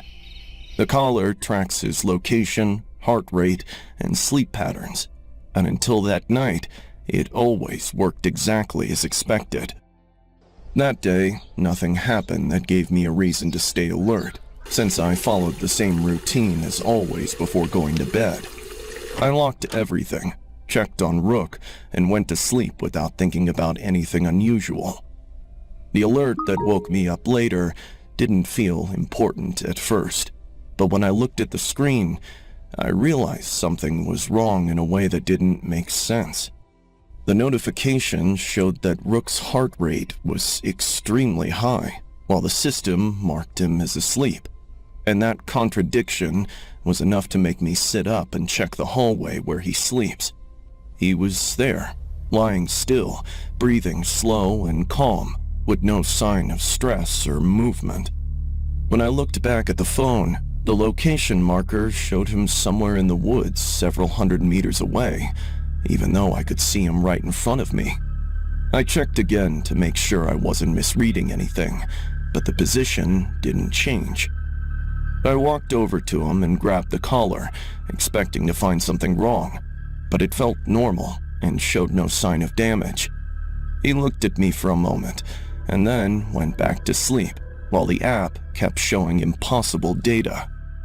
I stayed awake, watching both Rook and the app, and after a few minutes, a movement path started forming on the map, beginning at my house and extending straight into the woods with a speed that didn't match any normal run. The line moved with direction, not randomly, like something knew exactly where it was going. I got closer to Rook and held the collar again, trying to feel anything unusual, but his body stayed relaxed and his breathing didn't change, even while the heart rate on the app kept spiking. The difference between what I saw and what the phone showed became harder to ignore with every update. I reset the collar and watched the app freeze for a moment, and when it updated again, the path disappeared and returned to the house, which made me think it was fixed. I went to bed, thinking it was just a glitch, a pretty strange one, but a glitch nonetheless. I even thought some prankster might have hacked it. I planned to go to the store the next day and exchange it. But the next day, Rook was gone. I checked every room, called his name, looked outside and searched around the yard, but there was no sign of him anywhere. The silence outside felt heavier than usual, and the absence of any movement made it worse. I opened the app again, and this time the location marker was active, showing him deep in the woods at the exact point where the path had ended during the night. The signal was stable, and it didn't jump or glitch. Before leaving, I stood at the door and looked toward the trees, and even though nothing was moving, the stillness made it harder to step outside. I didn't hear anything, but I knew I had to follow the signal. I grabbed my phone and went into the woods. The route took me off the main path and into dense areas where I had to push through branches and watch my footing, while checking the map to make sure I was going in the right direction. The deeper I went, the quieter everything became, and that silence made every step feel louder. After a long walk, I reached a clearing that didn't match anything I had seen before, and I stopped at the edge while looking at something sitting low in the center. The shape didn't match any animal I knew, and the way it held itself made it hard to understand what I was looking at.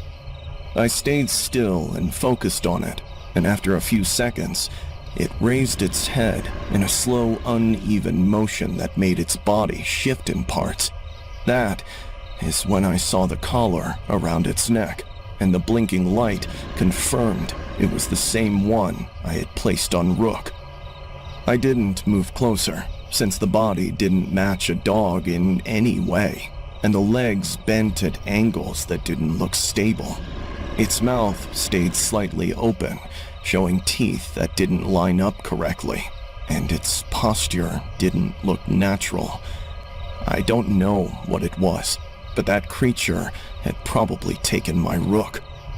When it stood up, the movement came in separate steps, like each limb reacted at a different time, and then it turned toward me and took a slow step forward. I stepped back, and when it moved again, I turned and ran without checking the path. I could hear movement behind me as I pushed through the trees, and even though it didn't sound fast, it stayed present the entire time until I reached the outer edge of the woods. I got back to the house and locked everything, then checked the app again, and the location marker still showed the same position deep in the woods. I stayed inside and watched the screen for hours, waiting for it to move or disappear. It didn't. As the day went on, I kept checking outside, but I didn't see Rook anywhere, and there was no sign that he had come back. The house felt different without him, and the silence didn't feel normal anymore. When night came, I stayed awake again, and the app still showed the same location, fixed in the same spot. Nothing moved, and nothing changed, and that made it worse than before. At some point, I stopped checking the app and just sat there, listening to the quiet, waiting for something, anything to happen. In the morning, I got up and walked into the hallway, and Rook was there, sleeping in his bed like nothing had happened. He looked calm, and when he noticed me, he got up and walked over without any sign of stress or injury. I checked his neck, and the collar was there, secured and blinking like it always does. I pulled it off immediately and looked at it, trying to understand how it could be in two places at once. I opened the app, and the location showed him inside the house, with normal readings and no movement logs recorded. The path from the night before was gone, and there was nothing left on the screen that matched what I had seen. That night, I stayed awake again, and around the same time, Rook stood up and walked to the door without making a sound. He didn't bark or scratch, and he didn't look back at me. He just stood there, facing the dark outside. I didn't open the door, and I don't plan to, since I don't know what I saw in the woods, and I don't know if it ever left.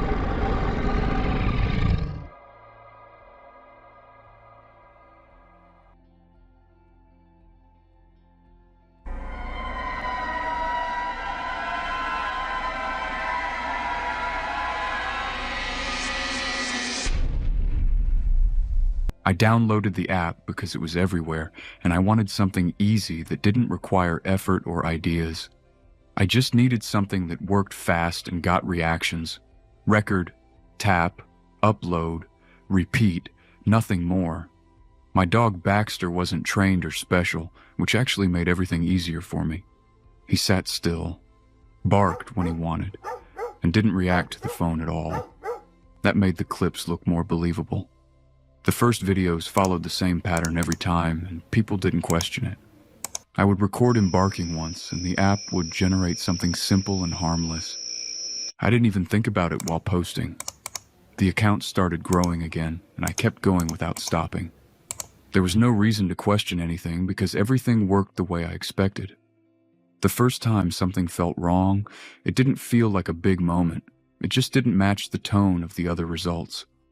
I recorded like always and waited for the app to generate the message.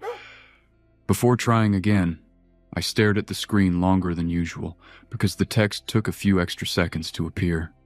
That delay made me uncomfortable for no clear reason.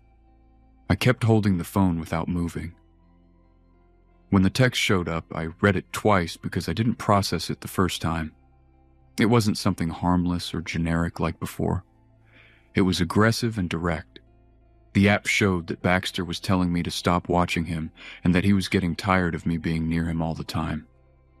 I didn't post that clip, and I tried again immediately to get a normal result. The next one was normal, but I couldn't ignore the first one anymore.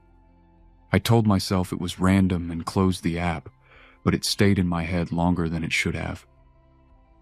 The messages kept getting worse, and I couldn't control when it happened.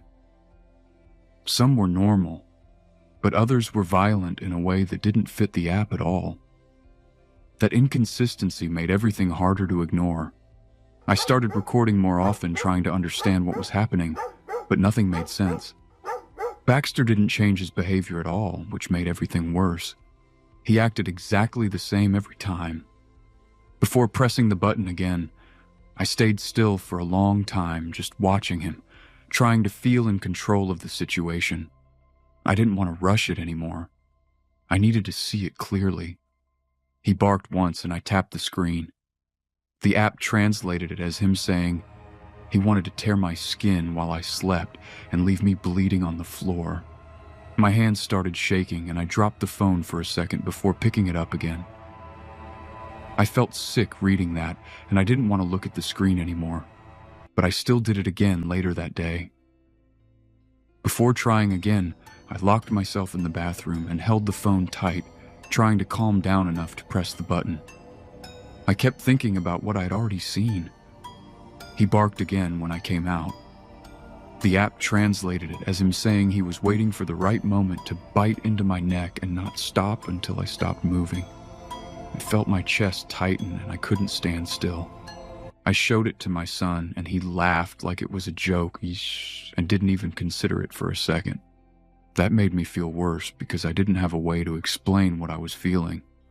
That night I recorded one last time, even though I didn't want to. Before pressing the button, I stood in the middle of the room holding the phone and staring at Baxter, waiting for the bark. I didn't move and I didn't speak. He barked once.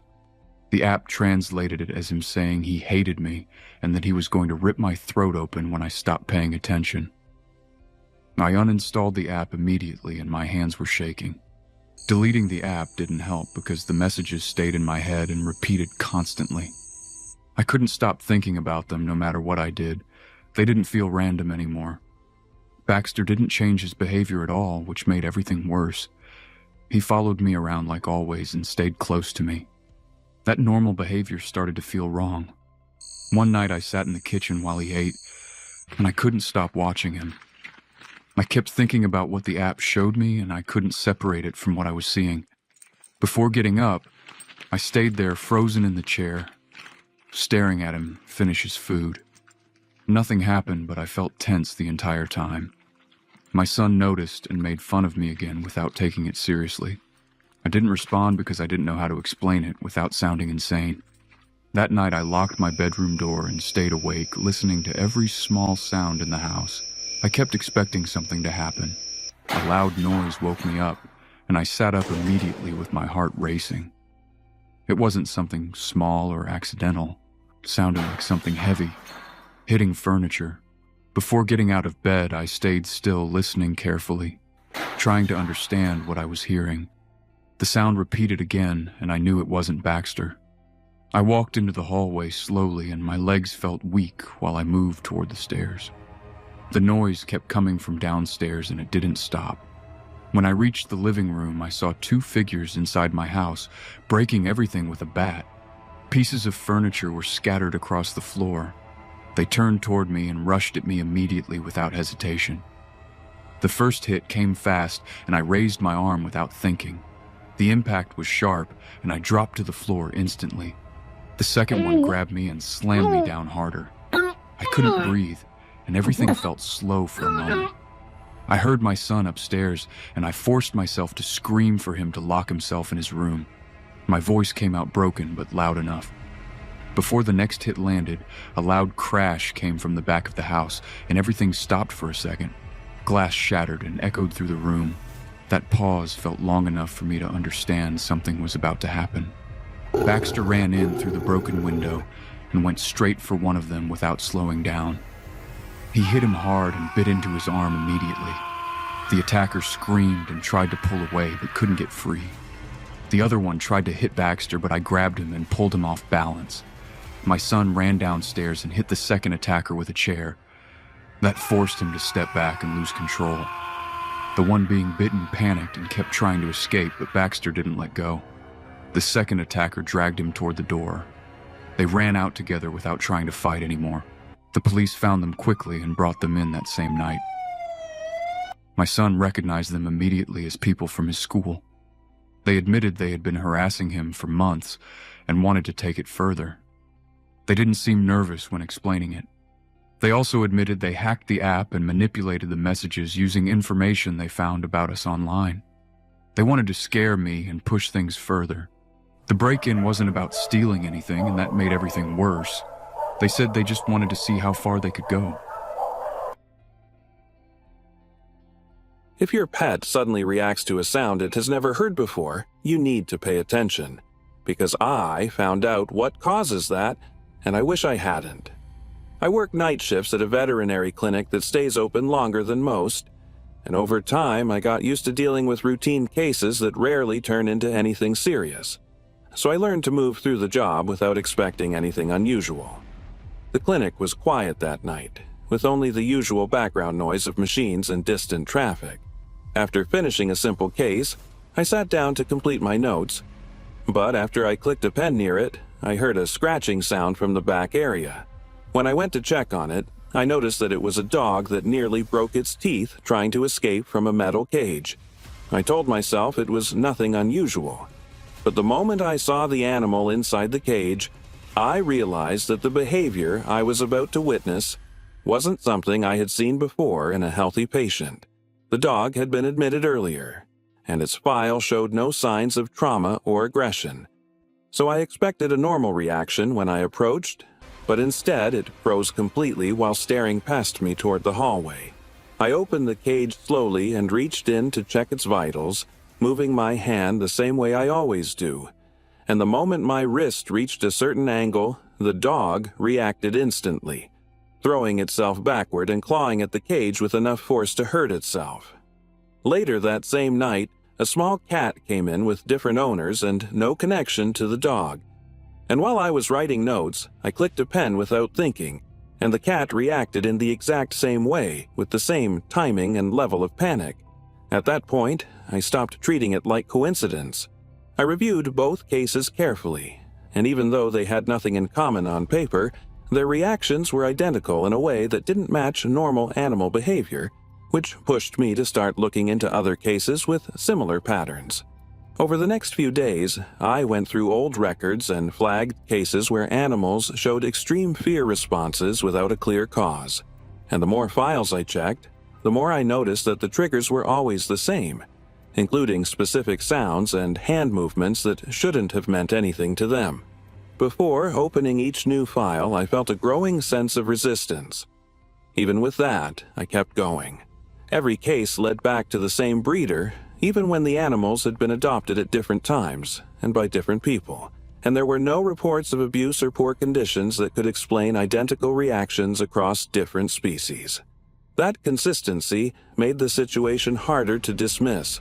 When I called the breeder, the person who answered spoke very calm, and their answers focused on terms like consistency and controlled environments, repeating those ideas without offering real details about how the animals were raised. That conversation didn't give me answers, but it confirmed that something wasn't normal. I arranged a visit under the excuse of adopting, and they agreed without hesitation, giving me an address outside the city that didn't match any known facility, which made the decision feel less like a risk and more like something I needed to see for myself. The building didn't look like a typical breeding place, since there were no outdoor areas or signs of activity, and the silence around it stood out more than anything else, making the whole place feel controlled rather than natural. I stayed in my car for a moment before going in, trying to steady myself without fully understanding why.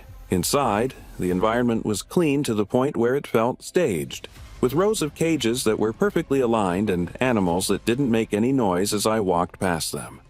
Instead of reacting normally, they followed me with their eyes, and some of them shifted their bodies in ways that matched the patterns I had seen in the clinic. Before entering a section with younger animals, I slowed down without deciding to, and when one of the puppies suddenly flinched hard as if something had hit it, even though nothing had happened, I turned to the man guiding me and asked what caused that reaction. Adjustment phase. He didn't stop walking or change his tone, and that lack of concern made the explanation feel worse than if he had tried to justify it, since it suggested that this kind of behavior was expected and repeated. As we moved through the facility, I noticed that everything was organized around control, from the layout of the cages to the way the animals responded to specific movements, and that detail stayed with me when he left me alone near a door marked private. I stood in front of the door for a moment, listening to a low mechanical sound coming from inside, and even though I knew I shouldn't open it, I couldn't ignore everything I had already seen, so I pushed it open and stepped inside. The room was colder than the rest of the building, and it was filled with equipment that didn't belong in a breeding facility, including recording systems, restraint setups, and screens displaying behavioral data. On a table nearby, I found files that documented reactions to specific stimuli, with detailed logs showing how many times each response had been repeated, and the patterns matched exactly what I had seen in the clinic. The more I read, the clearer it became that these animals were not being raised in a normal way. The logs referred to replication cycles instead of breeding, and each cycle showed small adjustments to behavior, as if someone was refining a result over time. I heard movement behind me and turned to see the man standing in the doorway. He had returned without making a noise. "You were not supposed to see this. What is this?" The man took a breath and said to me, looking worried, "They are copies, improved each cycle, and the reactions you noticed are part of the process." I grabbed a metal tool from the table and hit his shoulder to create space, then ran out of the room without waiting to see how he reacted. The hallway felt different on the way out, and when I hit one of the cages by accident, several animals reacted at the same time with synchronized movements that made it clear they were not acting independently, which made it harder to focus on getting out. As I approached the exit, a large dog stepped into my path and blocked me, and when I tried to move around it, the animal adjusted instantly, mirroring my position with precision that didn't match normal behavior, forcing me to think quickly about how to get past it. I grabbed a tray and threw it against the wall to create a loud noise, and the sudden sound made the dog flinch just enough for me to get around it, and I used that moment to reach the door while hearing footsteps behind me getting closer at a controlled pace. I pushed the door open, ran to my car, and struggled to get the keys in while trying to keep moving. And once I was inside, I locked the doors and started the engine, driving away without looking back until the building was out of sight. I reported everything to the authorities and gave them the exact location, but when they went to investigate, they found nothing since the building was empty and showed no signs of recent activity, which made it impossible to prove what I had seen. Back at the clinic, I tried to return to normal work, but the pattern didn't stop, and new cases kept showing up with the same reactions, even when they came from different places and different owners, which made it clear that the source hadn't disappeared. I checked the records again and found a new breeder listed, with a different name but the same structure in the information. And at that point, I understood that the operation was still active, just under a different identity, which meant the problem was still spreading. Now, every time I treat an animal, I pay attention to small details that most people would ignore, because I don't know if I am dealing with something that was born normally, or something that has been repeated enough times to behave exactly the way someone designed it to.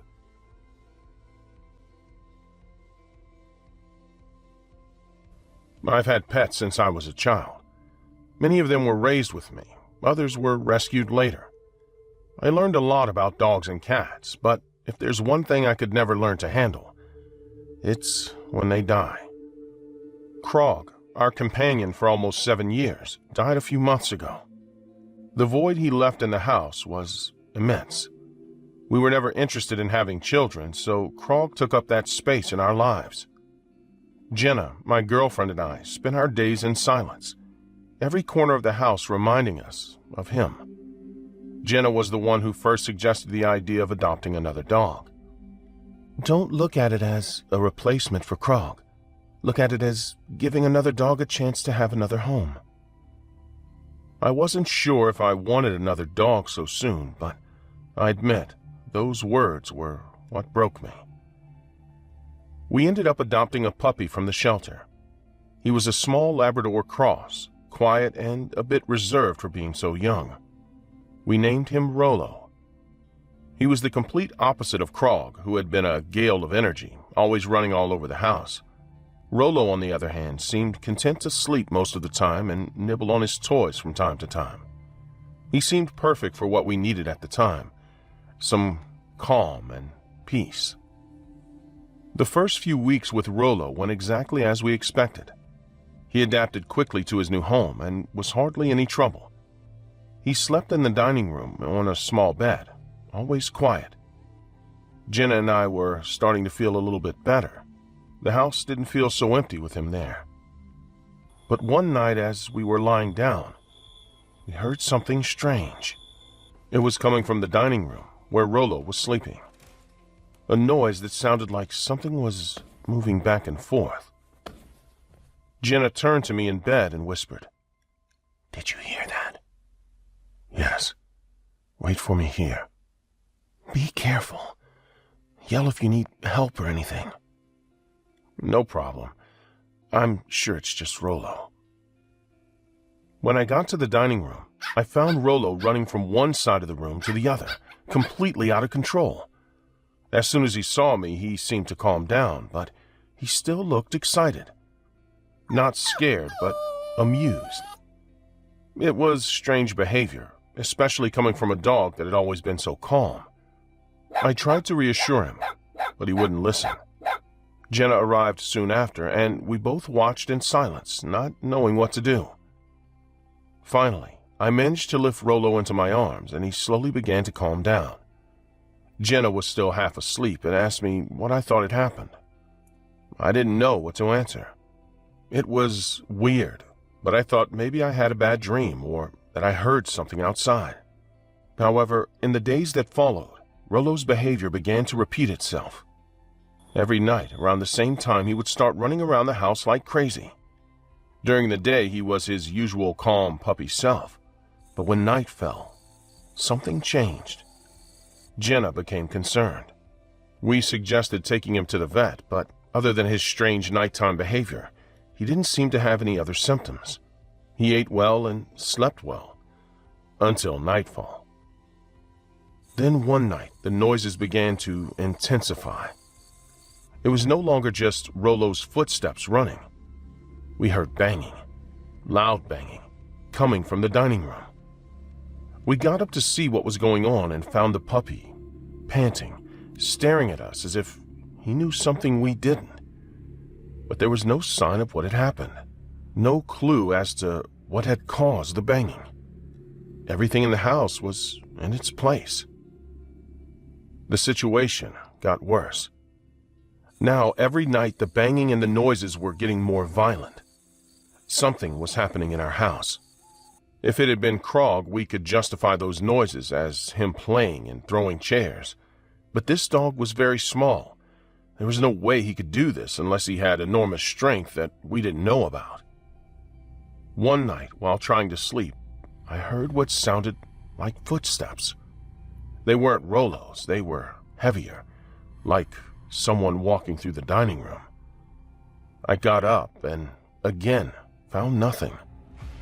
But one night the knocking became even louder, and they were no longer just noises.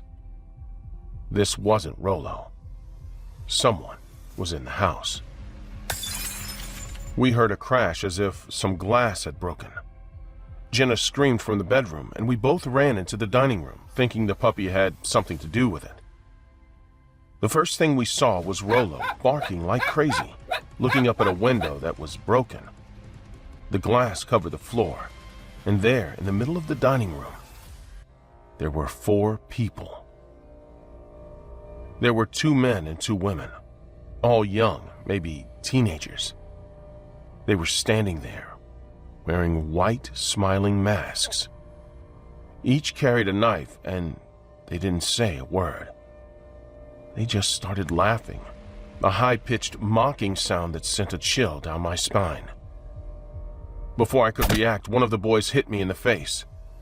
I fell to the ground, feeling the taste of blood in my mouth. I was trying to pull myself together.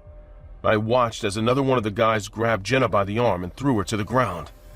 They started kicking her, laughing all the while as if it was a game to them. I got up, but before I could get close, another one of the guys put a knife to Jenna's neck and looked at me. If you move, I'll kill her. I was paralyzed. I knew I couldn't do anything, not without risking Jenna's life. The 4 teenagers just looked at us, enjoying the terror on our faces. We're going to rip out all your teeth. And then we'll make you watch as we kill your girlfriend. The last thing you'll see is her dead body. If this kept up, the teenagers would keep their promise. Even if this got me killed, I had to act. I lunged at one of the boys, the one who was kicking Jenna, and threw him to the ground. I grabbed him by the neck and started squeezing with all my strength. The boy was struggling to get free, but I wasn't about to let go. If I kept squeezing him, I would surely kill him. If only he would faint. Let go, or she dies. Now! I stopped, letting go of the boy I had been strangling.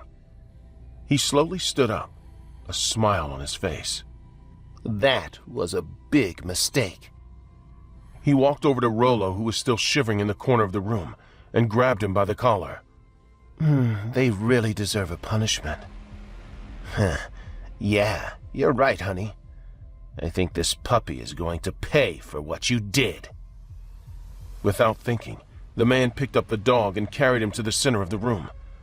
After that, he put his big boot on his head and stared at me, implying that he was going to crush him. He was going to do it. There was nothing we could do about it. But before he could, the boy screamed in pain. He fell to the ground, clutching his foot. Something had bitten him, a deep, bleeding wound. But there was nothing there. Chairs began to move around the house as if something was pushing them. Footsteps could be heard, fast, running through the house. The teenagers looked around, terrified. Within seconds, they dropped their knives and fled in terror. One of the boys didn't escape so easily. Before he reached the door, something grabbed him from behind. We couldn't see what it was, but one of his feet lifted as if something was ripping him. The other teenagers tried to help him, pulling him toward the door. Finally, they managed to pull him out, and they all ran away as fast as they could. Jenna and I were in shock. We didn't understand what had happened. She and I stayed in each other's arms, thinking this would be our turn. But nothing happened. Whatever had appeared had protected us. Rollo was still in his corner, shaking, but he was safe. We called the police, though we had no idea how to explain what had happened. The officers arrived and took our statements, but we never told them the end of it, only that the teenagers left after we had defended ourselves. The next morning, we checked the security cameras in the courtyard, which was the only place we had them installed. Looking for some clue as to what had happened, what we saw left us speechless. A figure began to materialize in the images. It was Krog, our dead dog walking slowly through the garden. It was only for a second, but we saw him. At that moment, we understood everything. The banging in the house, the noises. It was him. Krog was never really gone. He was still there, protecting us, taking care of Rollo, playing with him every night. Whenever Krog would wreck the house, he would calm down when we opened the door, just like in the dining room every time we saw it happen. Many other people would have wanted to move out of there after that. And before that happened, we were going to do that. But because of the price, we didn't. We were afraid that wherever we went, Krog wouldn't follow us. We pooled all of our savings, took out several loans, and asked for help from our family. And we bought the house. I know that many people would be scared every time they heard a noise at midnight. But we are glad. We know that those noises mean that Krog is there, protecting us, playing with the puppy he never got to know in life.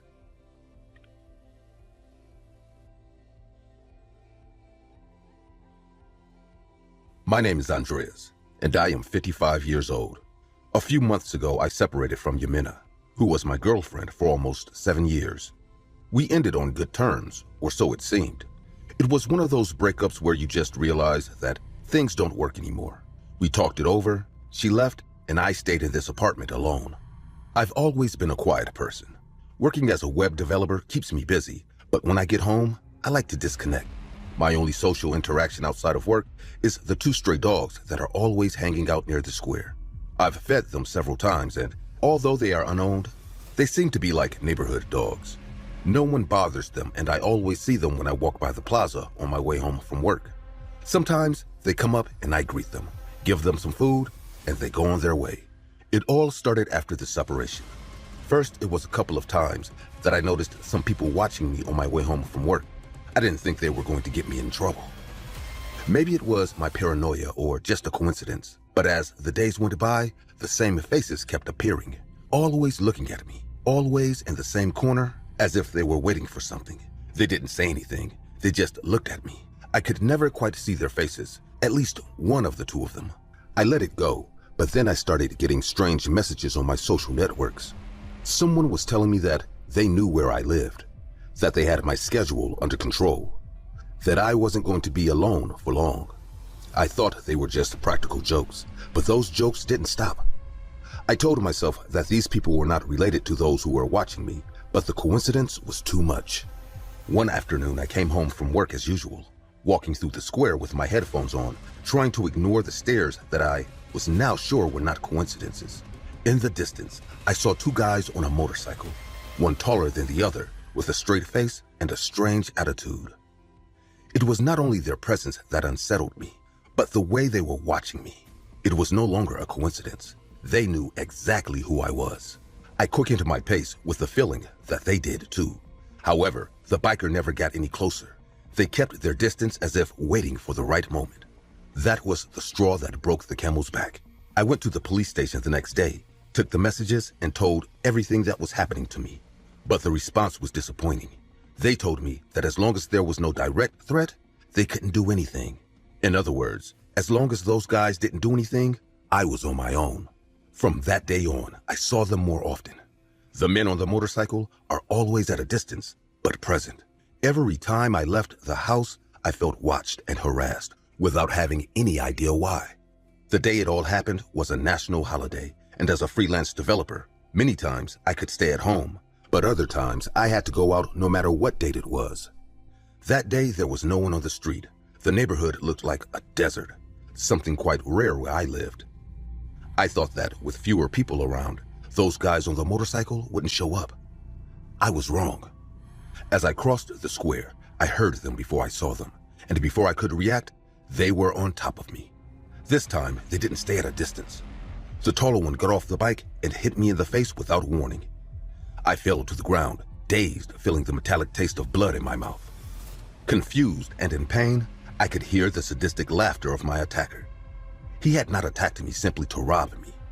I recognized that sadistic and unnecessarily cruel laugh. That was my ex's brother. In all the time I had been with her, I had only seen him 2 or 3 times. They had a very bad relationship. Clearly, the man was not attacking me because she had told him. No, he had different motives. The man always hated me from the first time he saw me. Just because I had some money, he always thought I underestimated him and that I was a rich kid. That the moment I stopped being his sister's boyfriend, he would give me a lesson in humility. The other guy, shorter, was still on the bike watching, laughing. I knew that if I didn't do something fast, this wasn't going to end well for me. They were waiting for more than just hitting me. I felt the weight of despair take hold of me. I always knew you were trash. It was obvious that my sister would realize it too. Do you know how much I wanted to do this? Do you know how many fights I had with my family over this? By now, you're not off limits anymore, are you? I tried to speak, but the pain in my body prevented me from doing so. The guy wouldn't stop hitting me. My mind was racing. What had I done to him? Had I looked at him wrong? Had I worn clothes he didn't like? I'm not just here to kill you. I also want your money and your house. But first, it will be your life. He said this with a macabre smile, taking something out of his pocket. It glittered. A gun. Pure fear came over me at that moment. I wasn't going to get out of this alive if I didn't do something. The bike moved a little, as if they were getting ready to leave after they were done with me. I knew this was the moment. I had to act. I had to do something, anything to get out of this situation. I reached for something with my hand, anything that could serve as a defense. At that moment, I managed to grab a handful of dirt and dust from the floor of the square. Without thinking twice, I threw it straight in his face. His scream of surprise and pain gave me the moment of distraction I needed. I got up as best I could and started running, ignoring the pain in every part of my body. The two guys didn't take long to react. The man jumped on the bike and the driver accelerated behind me. But I was already halfway to my building. Every step was torture, but the fear was stronger than the pain.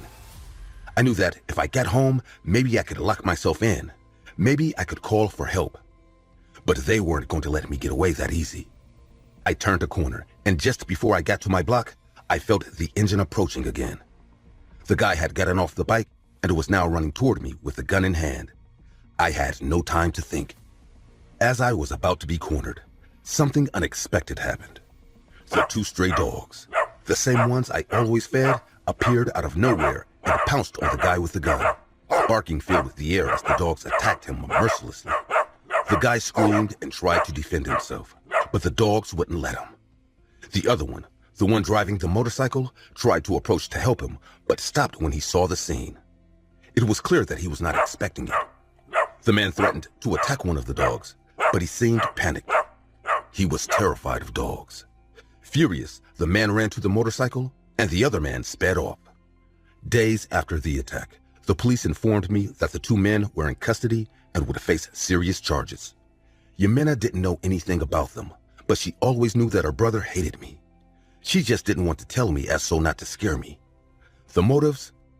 You could say none. He was always an obsessive and violent man. A thief, and although he never admitted it, a murderer. The dogs, my saviors, I saw them the next day.